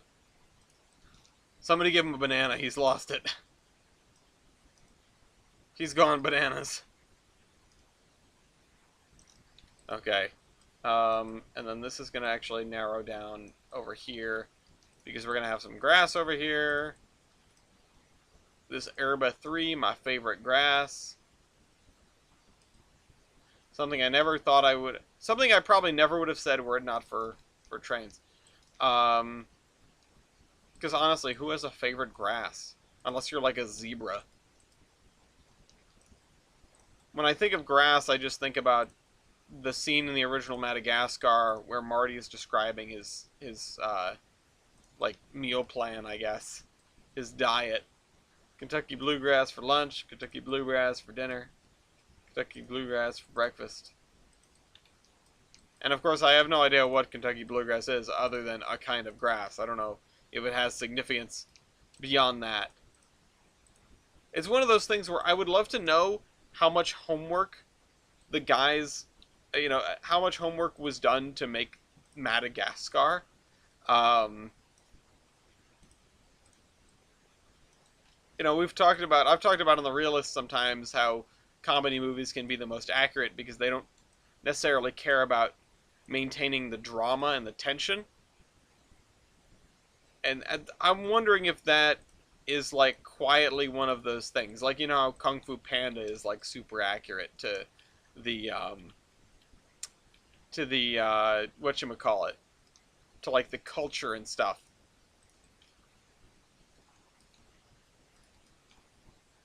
And I obviously a couple weeks ago talked about how Down Periscope is super accurate, but that's something you guys might have already known.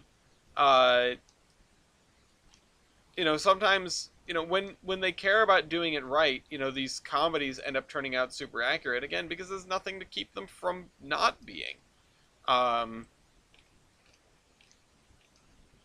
Because if you're doing jokes that don't necessarily care that much about continuity isn't the word that we're looking for, but about the situation being like nothing being sort of world breaking to the audience. You can afford to fit all that other stuff in, maybe because your audience might not necessarily like the jargon would be off-putting. Like I'm thinking about the submarine jargon in Down Periscope. That might be off-putting in a movie that is not a comedy.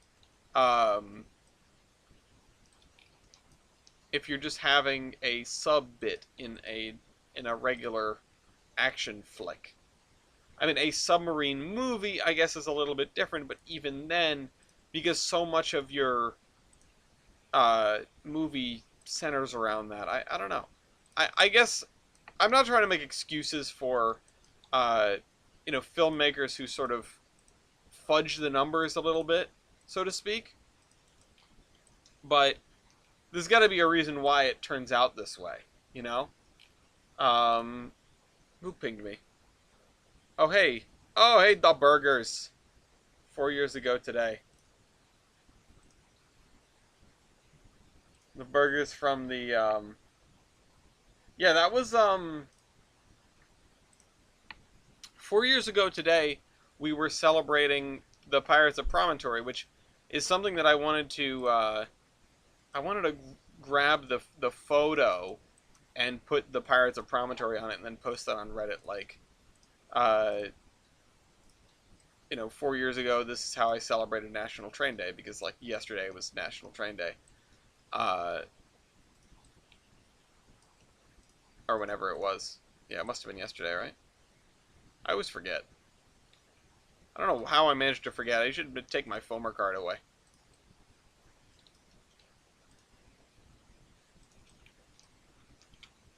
All right.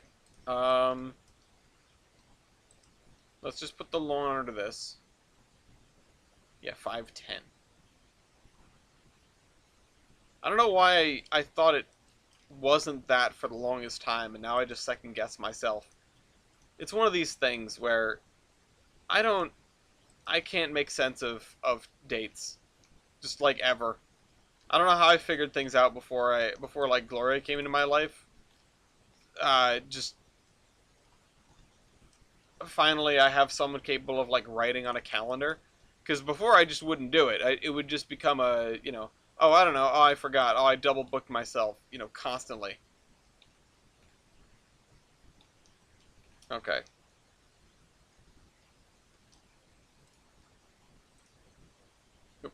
I was gonna grab the texture, but I didn't need to. Let's just put this in here.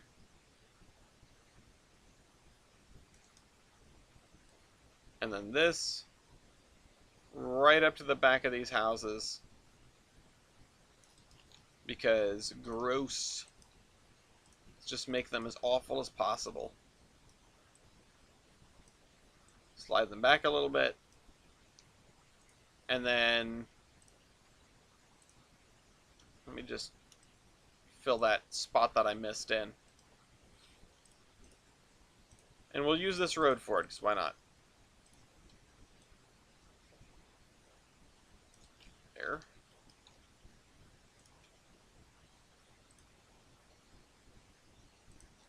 Oversized driveways for oversized cars and oversized people in those cars. In oversized houses. Do we think this driveway or this like garage goes all the way to the back? Like, how much of this interior is actually livable space? And there's no windows on this side of the house, so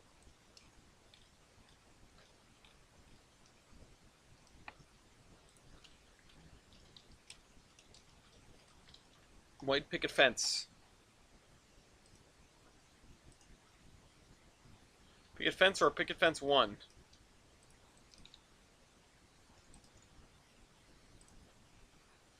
Maximum car dependence, yeah. As in, boo, bad. Train good. Just gonna draw one line with the spline across to here. From my experience, it's only about a quarter of the way. Oh, do you have one of these? So is this your house, Taki?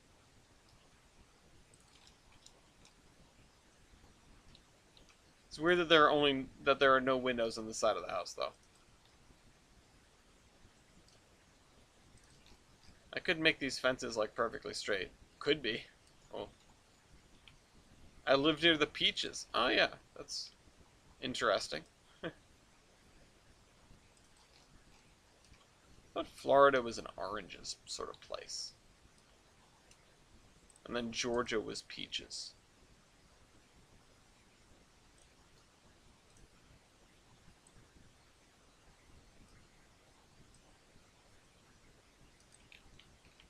Any good website for Trainz scenery? Looking for 1900 stuff. That's a really good question. I troll the download station more often than not. Well, partly because I have to. But yeah, I don't know about. I used to have some resources for third-party sites, but I unfortunately don't really have them anymore. They don't really exist. The sites that I used to use. And I never was looking for scenery. I was always looking for locomotives. All the scenery that I found, it was just like chaff to young me. I did not want it, did not need it. So I don't know. Maybe somebody else does. But yeah, I'm just always on the download station. It's always that's where I'm looking. Oh yeah, Trainz Forge is always a winner. That is fair. But you know what? I'm actually gonna move the fence back behind this so that your meterman can get to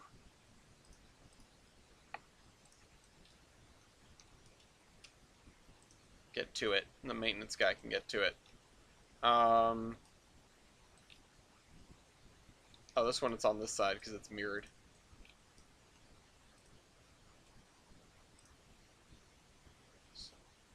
Just the fence arrangement reminds me of the house I grew up in. It looked nothing like these houses, but the fence arrangement reminds me.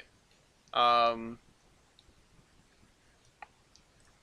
and we'll just make the backyards of these guys just choked. Uh oh. Oh, thank goodness. I thought we hadn't switched back after Surveyor 2.0, but I guess it doesn't keep it. Or I guess it doesn't switch back. Oops.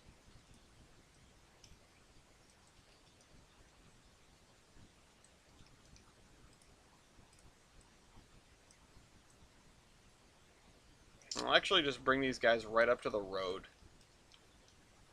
Because it's more of like a path for them than a road. This predates this being a car-centric area. If this town even would. I mean, probably not, you know. Oops.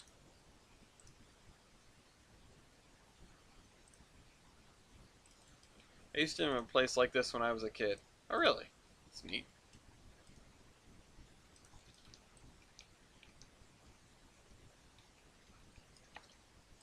Yeah, I hope I'm doing justice these kinds of little towns. You know, these places that I've really only seen just from like the window of my car as I've passed through them or visited in GeoGuessr trying to figure out what the hell, which flat state I'm in. Um, Rusty trolley tracks along it. I don't think this place would have had a trolley if I'm honest. Um, it's a little too small for that.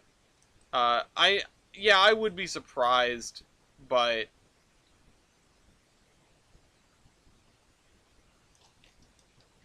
you know, I know a lot of places had like a little interurban or whatever, but I don't think this place did. Um, anyway, I'm just gonna fill this area with shrubberies.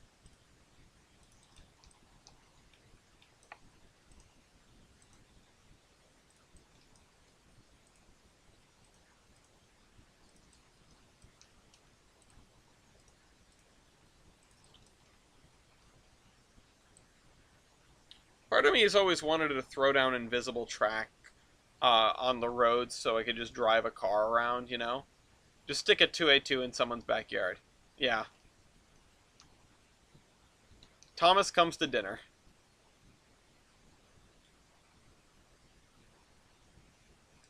I don't know if a wreck scene is in order because this is supposed to be a normal day where nothing exciting happens on the Toulon Peninsula. Small towns along four-lane highways can be the worst. Yeah, I've been through a couple places like that. When I was driving to Chicago with Gloria, we stopped at a couple of these tiny little towns, and they're cute, just not anywhere I would want to live. Uh, they're cute to like stop at their diner and get some grub. And you know, we sort of talked about this last time, and I begrudge no one who lives in these little towns. Um, but I want to live in a place with more going on. Senator, oh man, you're like targeting a specific place. I'm not about that. Well, I'm not about that right now. I know nothing about that town. I can say nothing good or bad about it. I'm sure the people from there are just lovely. It's just probably not a lot going on over there.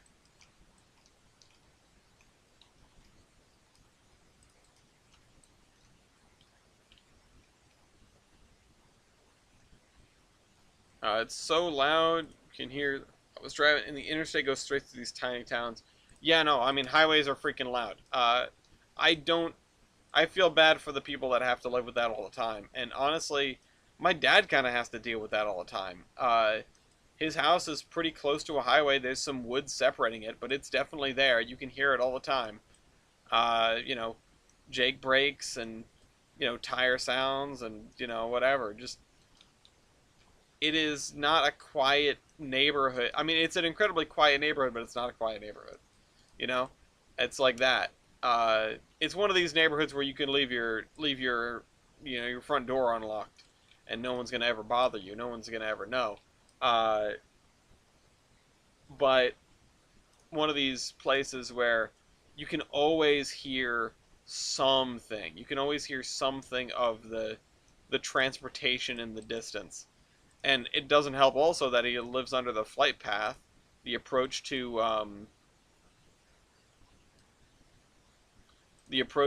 our local airport goes pretty much right over as well. So there's just like no peace and quiet in this where he lives. I lived there for a couple of years. Um, it's not exactly I didn't mind it, but not only is it this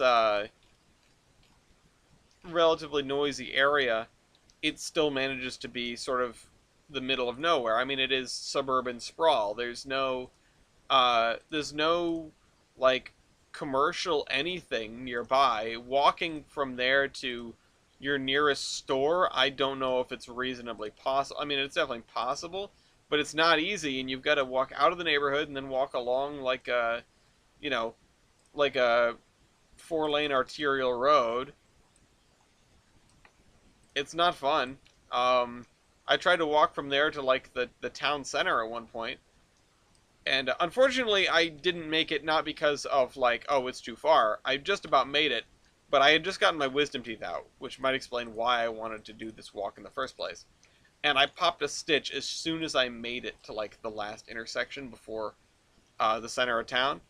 Um, Popped a stitch in my mouth, started bleeding profusely out of my mouth. I must have looked like a zombie, uh, like to the people on the main road. So then I just like shambled back on home.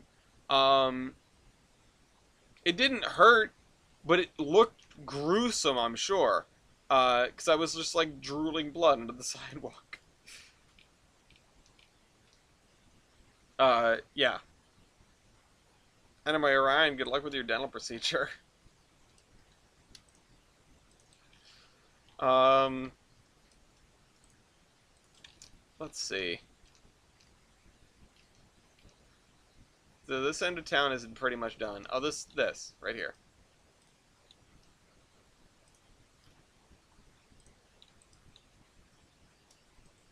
Yeah, I'm curious. I'm not gonna dox myself, so I'm not gonna pull the map up. But I am curious how close like the nearest grocery store is to my dad's house, even if you wanted to. And I know that is a rough metric to use in the U.S. because food deserts are a hell of a thing. But even still, like I can practically cross the street and I'm at a grocery store. If I go to where my dad's house is, and you guys can't see me, but just bear with me here. I'm dropping a pin. Let's see. That's not it. Where is it? Oh, it's up here. It's the slightly more populated area. Uh, but drop a pin here, and then I look up grocery store near here. The nearest ones are, oof. I mean, that's not even that terrible, but it's not good. The nearest Stop and Shop, directions from here, is a 40-minute walk. It's 2 miles. Um, which is not bad, but it's a 2-mile walk down a 2-lane road with no pedestrian accommodations in the middle of the woods. So, let's see you, Master Badger. It's not something I would want to do.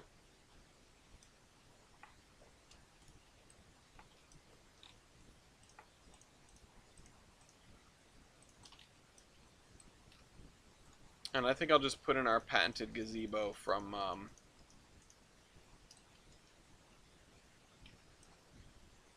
or maybe a monument.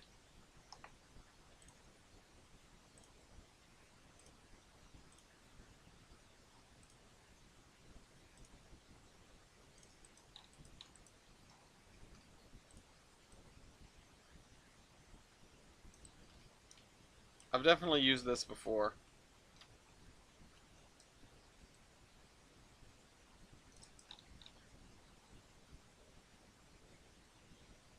What the heck? What even is this? Harry James Potter. The boy who lived. The monument that lived. Put a world's largest... Yeah, whatever.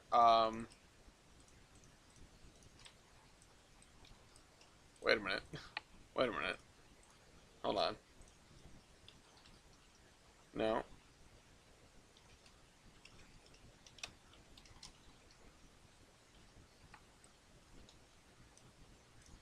World's largest pushpin.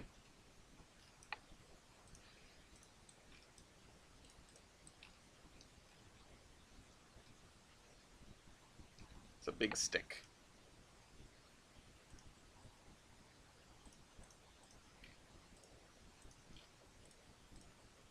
How about an above ground pool? We'll put this in the back of one of these houses. Actually, we'll put it in the back of all their houses because they're just cookie cutter. Everybody gets an above ground pool.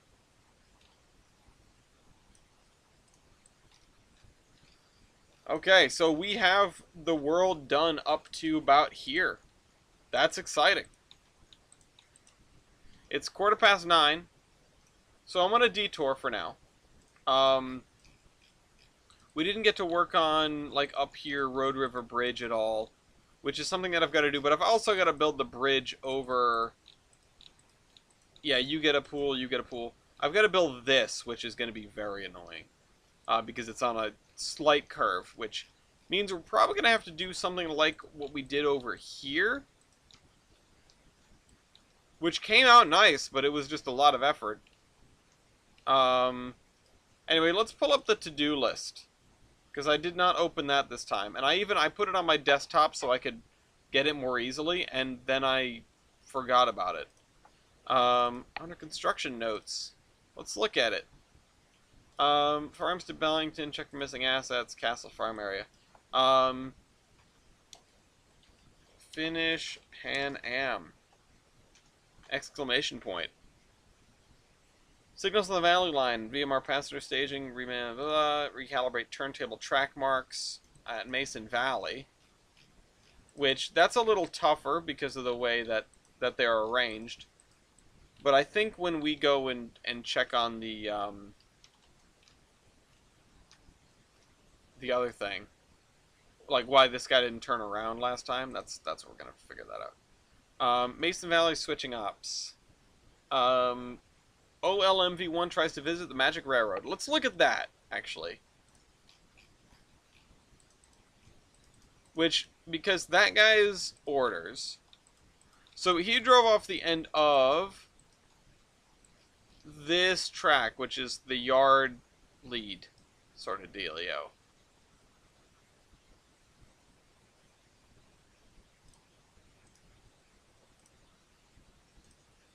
This is tail track number 2. This is tail track 1. If we look at this, we look at our drivers, right? Actually, let's look at schedule a track mark olive. Because the roundhouse,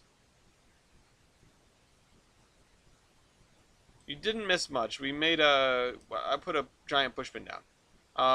OLMV-1. Alright, so let's look for that. That is in the schedule library. OLMV. Or that's MLOL. OLMV. Oh, couple at track mark. Oh, okay. So it doesn't... It just tries to drive right to there, and it just drove right off the end. That's outstanding. I think that's what happened. So we'll just have to tell it to go to a track mark first, instead of there. Let's just say... Because this is what the problem is. You can't let these guys think. GEOL Butler tail track. Yeah. So, drive to track mark. GEOL Butler tail track 1. And that hopefully will fix it. That was me making a... Yeah, that was me doing a thing. Um, Southbound VMR RDCs need to wait. MLOL1 and return train with empties. MLOL1 is this guy. Wait for 5 seconds. Drive to limit a shunt. Pick up the train. MLOL. Mason's Landing Olive. Oh, that's the one that leaves at the beginning.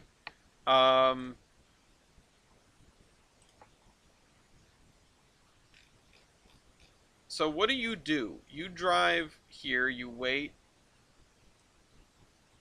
for this? No, wait. Okay.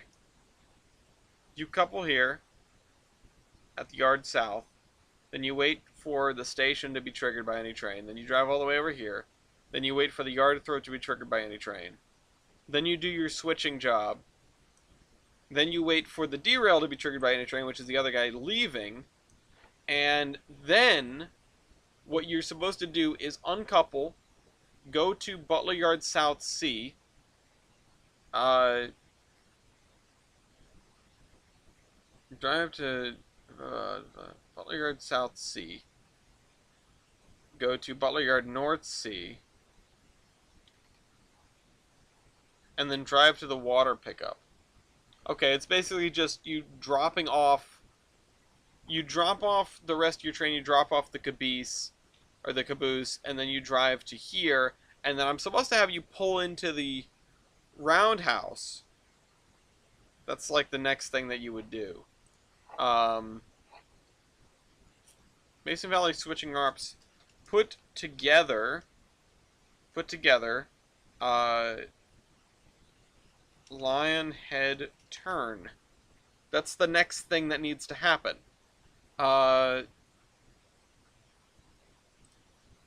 Because at the end of the op session, I should have taken like some screenshots to remember. At the end of the operations where we are right now, there are... Chuck tomorrow, but FYI, Pittsburgh versus Packers, November 12th is the game I want to see. Okay. This. So it has these three here. And then... What is this train? Is this train the Lionhead turn? I don't think it should be. Well, let's see. Flat car.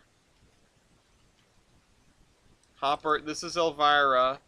This is thing. This is the other thing. These two flat cars are supposed to be full of lumber, and they are empty.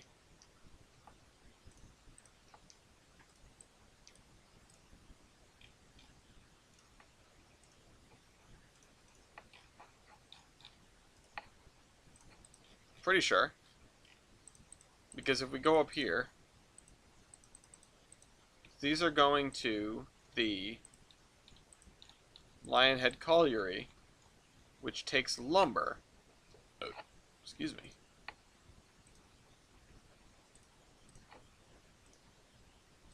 Yeah, lumber drop-off. Takes 4. Yes, of course. Perfect. So, this is the Lionhead turn. This is the Lionhead turn. Now, the only thing is, this Lionhead turn is supposed to have 4 empty hoppers. It has 3. It is going to receive 3 from here, because there'll be the third one here.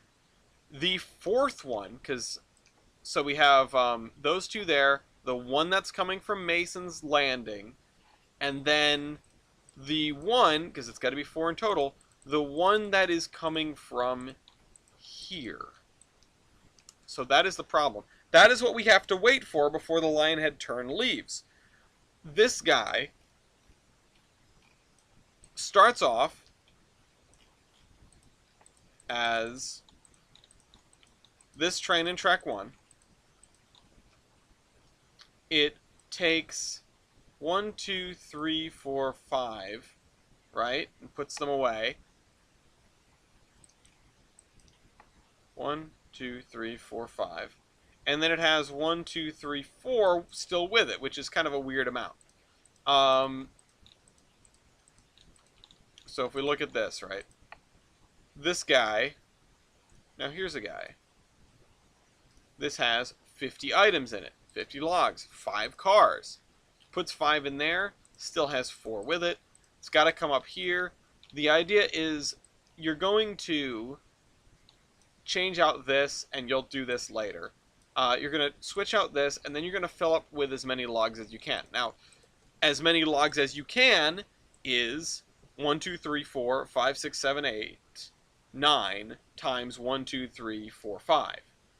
And last time I checked, 9 times 5 is 45, which is why we only brought 4 cars.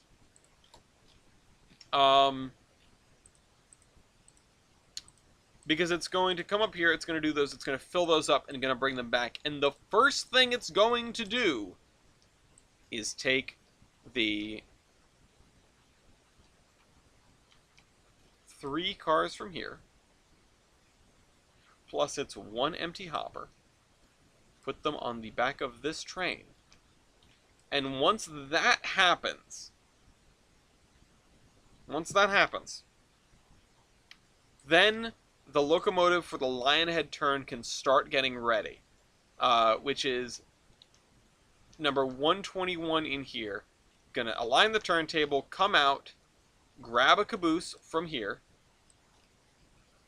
and in fact it could grab a different one. It could do a little bit of shuffling and to grab the one it wants.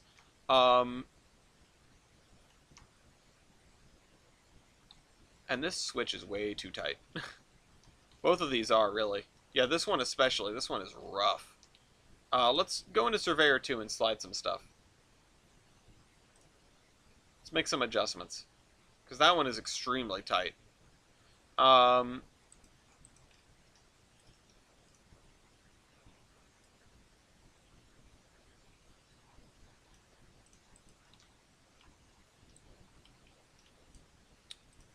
Yeah, so it's going to go grab that. And then it goes down and it ties on, it puts the caboose on and ties onto his train. So that's what has to happen there. It's not going to let me adjust this one, huh? Oh, it is. Oh yeah, because Surveyor 2 lets you do things. Lets you do things.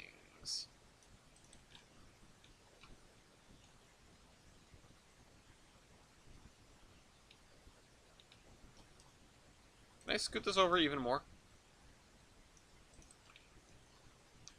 Yeah, we'll just call that deliberate.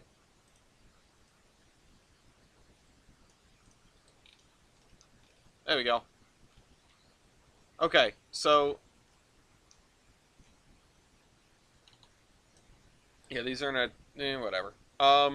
It's better. It's an improvement. I'm actually gonna scoot this to the right. Oh shoot. That's not exactly to the right now, is it? Oh, because it has a dig hole, so it has to be grid aligned. That's why it's where it is. Son of a gun. Whatever. So, back to Surveyor 1, please. Surveyor Classic.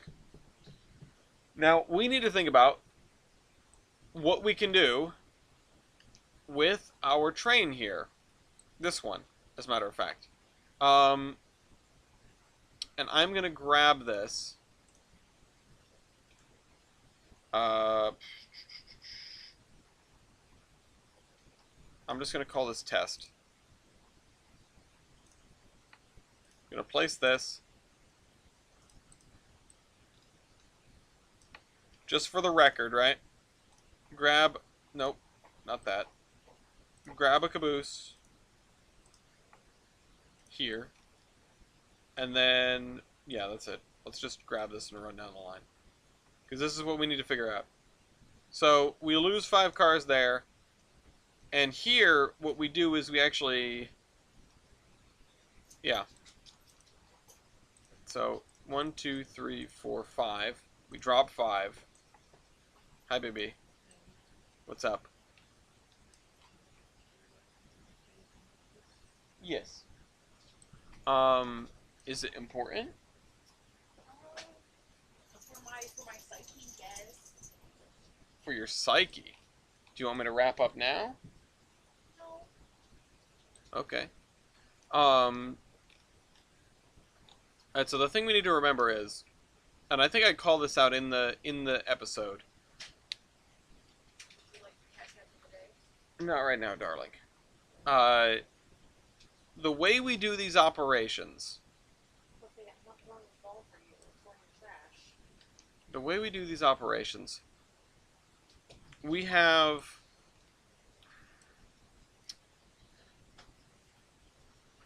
I wish I could remember the order that they're done in, because that's what matters when we get to the end here. Does anyone remember what order these front 3 cars are in? Oh, wait, I have a stream of this. Hold on, let me just look it up. Let me look up what we did last time.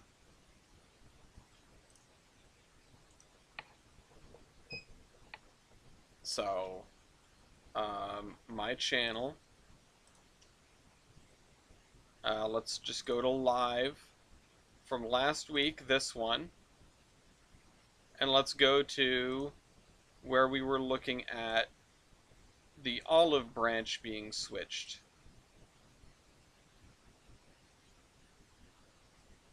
That's not the olive branch. That's also not the olive branch. It was before this. Before we started to go on our little ride, I think, right?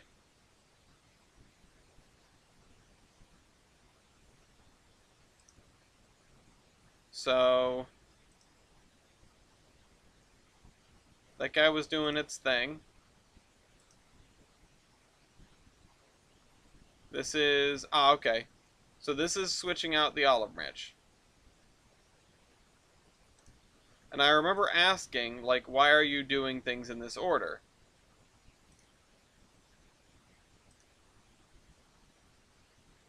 And so it's grabbing this car. Is that full or empty? I cannot tell. Why is the quality so bad? The bitrate is still rough. That guy's doing its thing. Did we... I think that might have been the last time I looked at the branch line, which is upsetting because now I don't remember. Because I remember, like, looking at it, or at least thinking about it, but I don't remember when. That's the Magic Railroad. Yep. Yes. Like the magic buffers, the train just decided to crash off the end of track for no reason. Sparkle, sparkle, yeah. Yeah, I don't think we went back to figure it out. Which is... It's got to be in there somewhere, but I cannot figure it out. So whatever, we're just going to have to infer from my own arrangements here. Somebody pinged me. Still live. Yeah, still live. So... It goes in here. It grabs this. It does, like, some shuffling. And the question is... Let's look at the session. Let's look at the schedule library. Let's look at all of freight trains, OB1. Log derail, transload, blah blah blah. Olive branch mill goods multiple pickup drop off, so it uncouples, drives to there, unloads. So now it has an empty car, and that's the only thing it has. Drives to the mill siding 1, waits, throws a switch. So it has an empty car and then a full car. And then it couples at the coal. And then it drives to here, uncouples, or drives to the siding. So there's the coal car at the back, and then an empty, and then a full? No. Hold on. Goes here, unloads. So it's locomotive and empty car. Uncouples, leaves the car behind. Couples there. Then couples to the coal car. So the coal car's at the back. Alright, well that solves that mystery, because then it just goes and it offloads the coal car and then it picks up everything else. So it is at least coal load in the back, and then boxcar, and then boxcar. And I'm going to assume, this might be a poor assumption that will lead me into trouble, that this one is the full one. Because I feel like that's what I would have done, and I remember being like, ah, yes, I am realizing something. Like, I'm realizing my own past thinking ahead as to which one is the empty one and which one is the full one. What did I miss? I need a recap. Recap is, we mostly just worked in Pan Am. We built a peach orchard, and then we filled in like the other couple of blocks of town. So basically everything up to here is done, and then not done is in that direction. That is the general gist of what we worked on today. And I'm trying to fix some other weird stuff with the AI right now. So we're looking at this, and this is, I'm pretty sure, what the arrangement of the train is as we're leaving here. And the only thing we have to do is bring in the goods to here. And there's another derail, I think. Yeah, right here. OB Forestry derail. And I want to be able to fit like an entire train on the side of it. So we're going to need a track mark there. I remember you mean that train would never work right. Yeah, no, it's tough. It's toughy tough.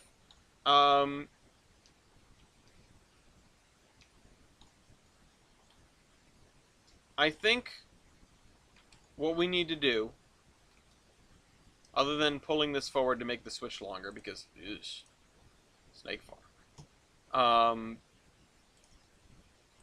I barely made it past my Tamaros days, I'll say that much.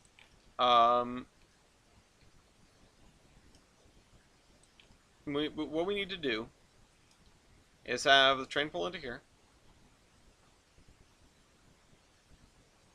pull up to here, cut off just the boxcar. Or no. We can have it pull all the way up to here. Cut off just the boxcar, pull forward, grab this boxcar, put it on the train, unload the boxcar, leave it, then run around to the back of this, grab the last 4 cars, bring them over here, load them, put them back on the train, then go put the caboose over here, then go back around and grab the cars. Okay, I think that's what we're going to need to do. So what are we going to need for this? We're going to need a bunch of track marks in strategic places, obviously. So back to Surveyor Classic. I think because it's the yard, our track marks are going to be either 10 or 5 radius units. 10 or 5 meter radius. Let's look at this one. Oops, wrong set of things. Yeah, these are 10, because 5 are really small. Alright,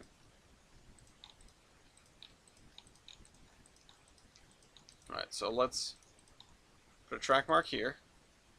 And we will name them later, but I know we need one here.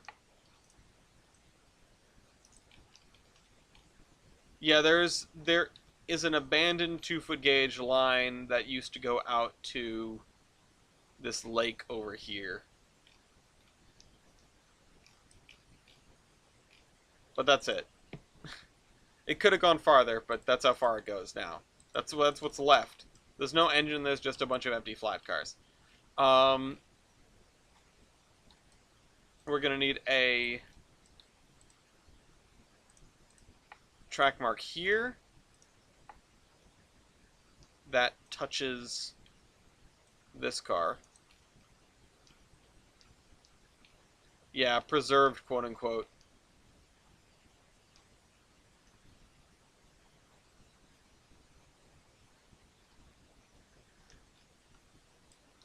I think we're actually going to want to put this track mark here.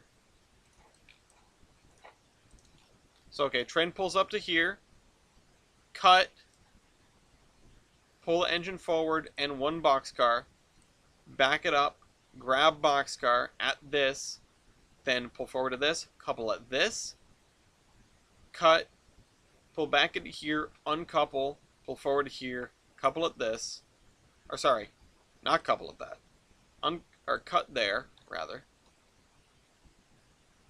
Um,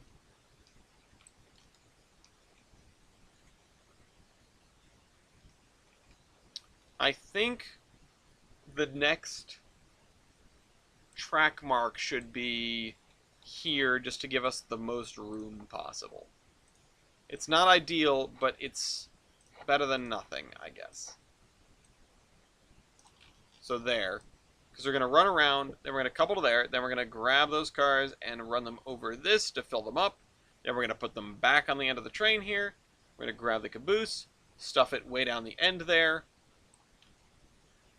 run back to here. Okay, this should be all the track marks we need. So let's grab the standards to write out the names of the track marks. Railroad, town, location, description, number, direction. So this is going to be... Oh wait, what is this? Is this listed as GE? Yes. I was going to say, it's not listed as like the Olive Branch Railroad or anything. It's GEOB for the location.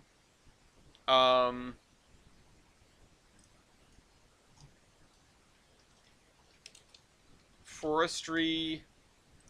Let's see, description, number, direction. Goods. Forestry goods.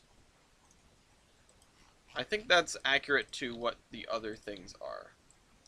Or actually, it says what they are, so it would be goods... Oh, no. No, just goods. Just goods. Okay, goods. So, let's see. GEOB, Forestry EOT. End of track.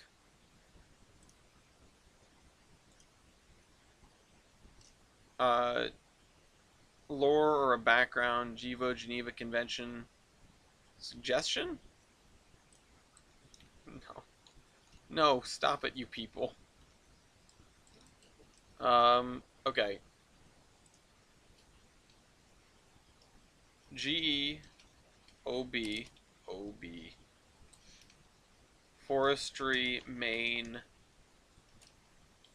1. Actually, this should be 2 if we're going by the way we tend to write these. So I'm actually just going to grab that, copy, save myself the tiniest bit of trouble. 1. Let's see, we've got all 4 track marks named. That is a record amount of track marks. That is not a lot. So let's just grab example locomotive for this.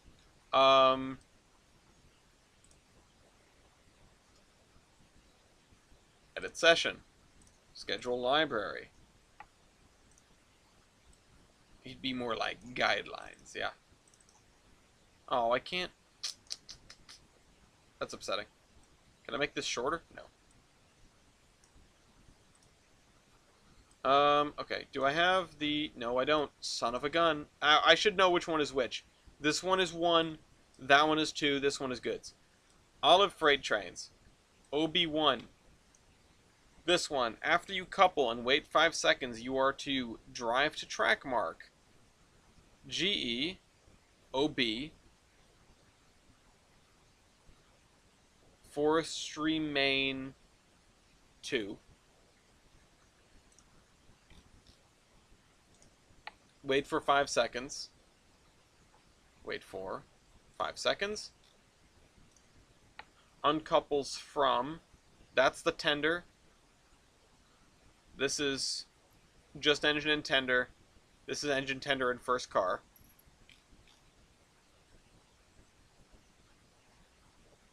Right? Because 0 would cut between the engine and tender, 1 would cut after the tender, and 2 would cut after the thing. I think. And then couple at track mark, GOB forestry goods. Wait for 5 seconds for everything to settle there, and then couple at track mark, GE OB forestry main 1. Or was it main 2? Hold on. No, it's main 2.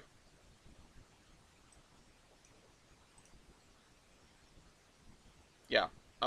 Couple at track mark, GEOB forestry main 2. Come on, help me out. Where are they?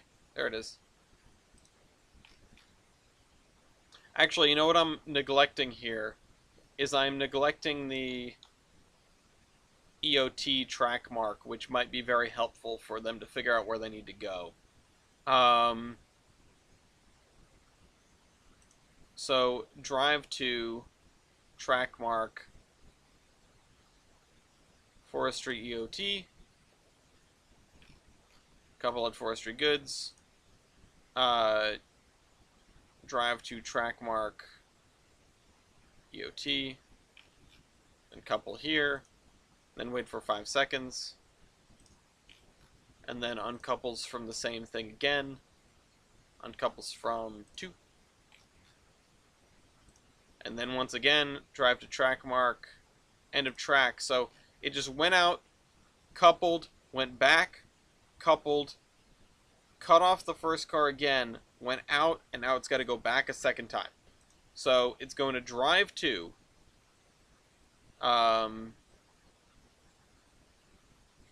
OB forestry goods drop off, and then you're going to unload. And I think after the unloads, we wait for 5 seconds for everything to settle. Yes. The waiting for 5 seconds, there are a lot of them in these. They're mostly so that everything has time to just stop before you ask for the next command. And then, actually, we're going to uncouples from 1 this time, because we're going to leave that car there. And then we are going to wait for 5 seconds again. Oh, wait, no, sorry. The waiting for 5 seconds is always before the uncouple, not after. My bad. That is, again, to get everything to stop. And then drive to track mark, EOT, once again. Actually, you know what? We don't have to have it drive all the way out to EOT. We can just say, couple at track mark. This is being a little risky, but it might work. Couple at track mark, forestry main 1. Wait for 5 seconds. And then, this is going to be an interesting question because I don't know what it's going to count the end of the train from.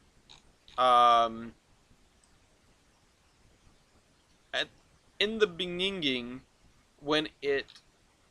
What?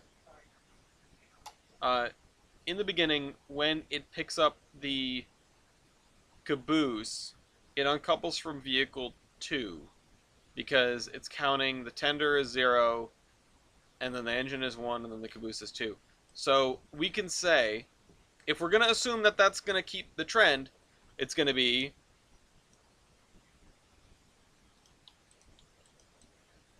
tender is 0, engine is 1, 2, 3, 4, 5, 6.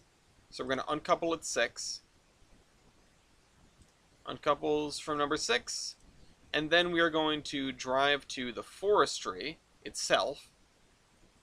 So OB forestry logs log pickup. Then we are going to load. And we're going to wait for 5 seconds. Can you find random empty maps? Define empty. Like with no rolling stock on them? A lot of routes might have all the rolling stock on the session layer. So you might just be able to find empty routes as empty routes if you're not looking at the session. Oh, just like an outline. That's a really good question. You're probably looking at like a dem. Oh yeah, you need a dem then. There's a program called Trainz dem that can bring like GIS data, so like topographic data and stuff into Trainz, and then you can build over top of that. There are some folks in the Discord that can make Trainz dems because it is a paid for program. Yeah. Or transdem. Transdem? Anyway, uncouple from that, then couple at track mark, the one we just went to, which was OB Forestry Main 1. And then wait for 5 seconds. And then do we customarily have... Oh, look, the line had turned. Have we customarily had those 5 seconds? Because I've noticed it, but it's usually been because there's an uncoupling right after that happens. In this case, it's not happening. Yeah, well, no. Yeah, no. This is sort of a weird situation. This is not how we usually do things. But I think in this case, I'm not going to do it. So couple, and then uncouples from 2, so we take the caboose with us, and then navigate to track mark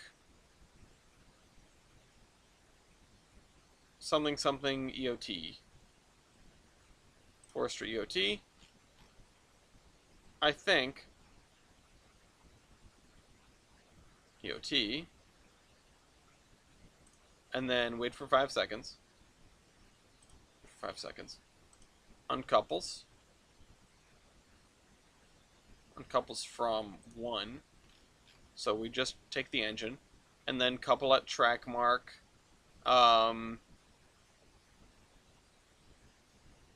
We might need another thing here. Forestry Main 1. Wait for 5 seconds. Couple at track mark. Forestry Main 2.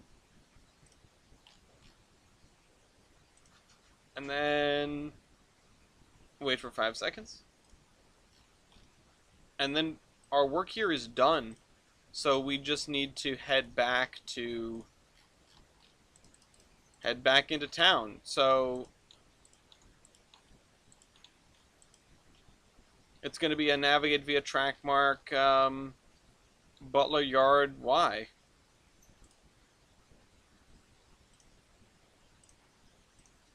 It's freight trains OB1. Navigate via track mark. Sorry, drive via track mark. GE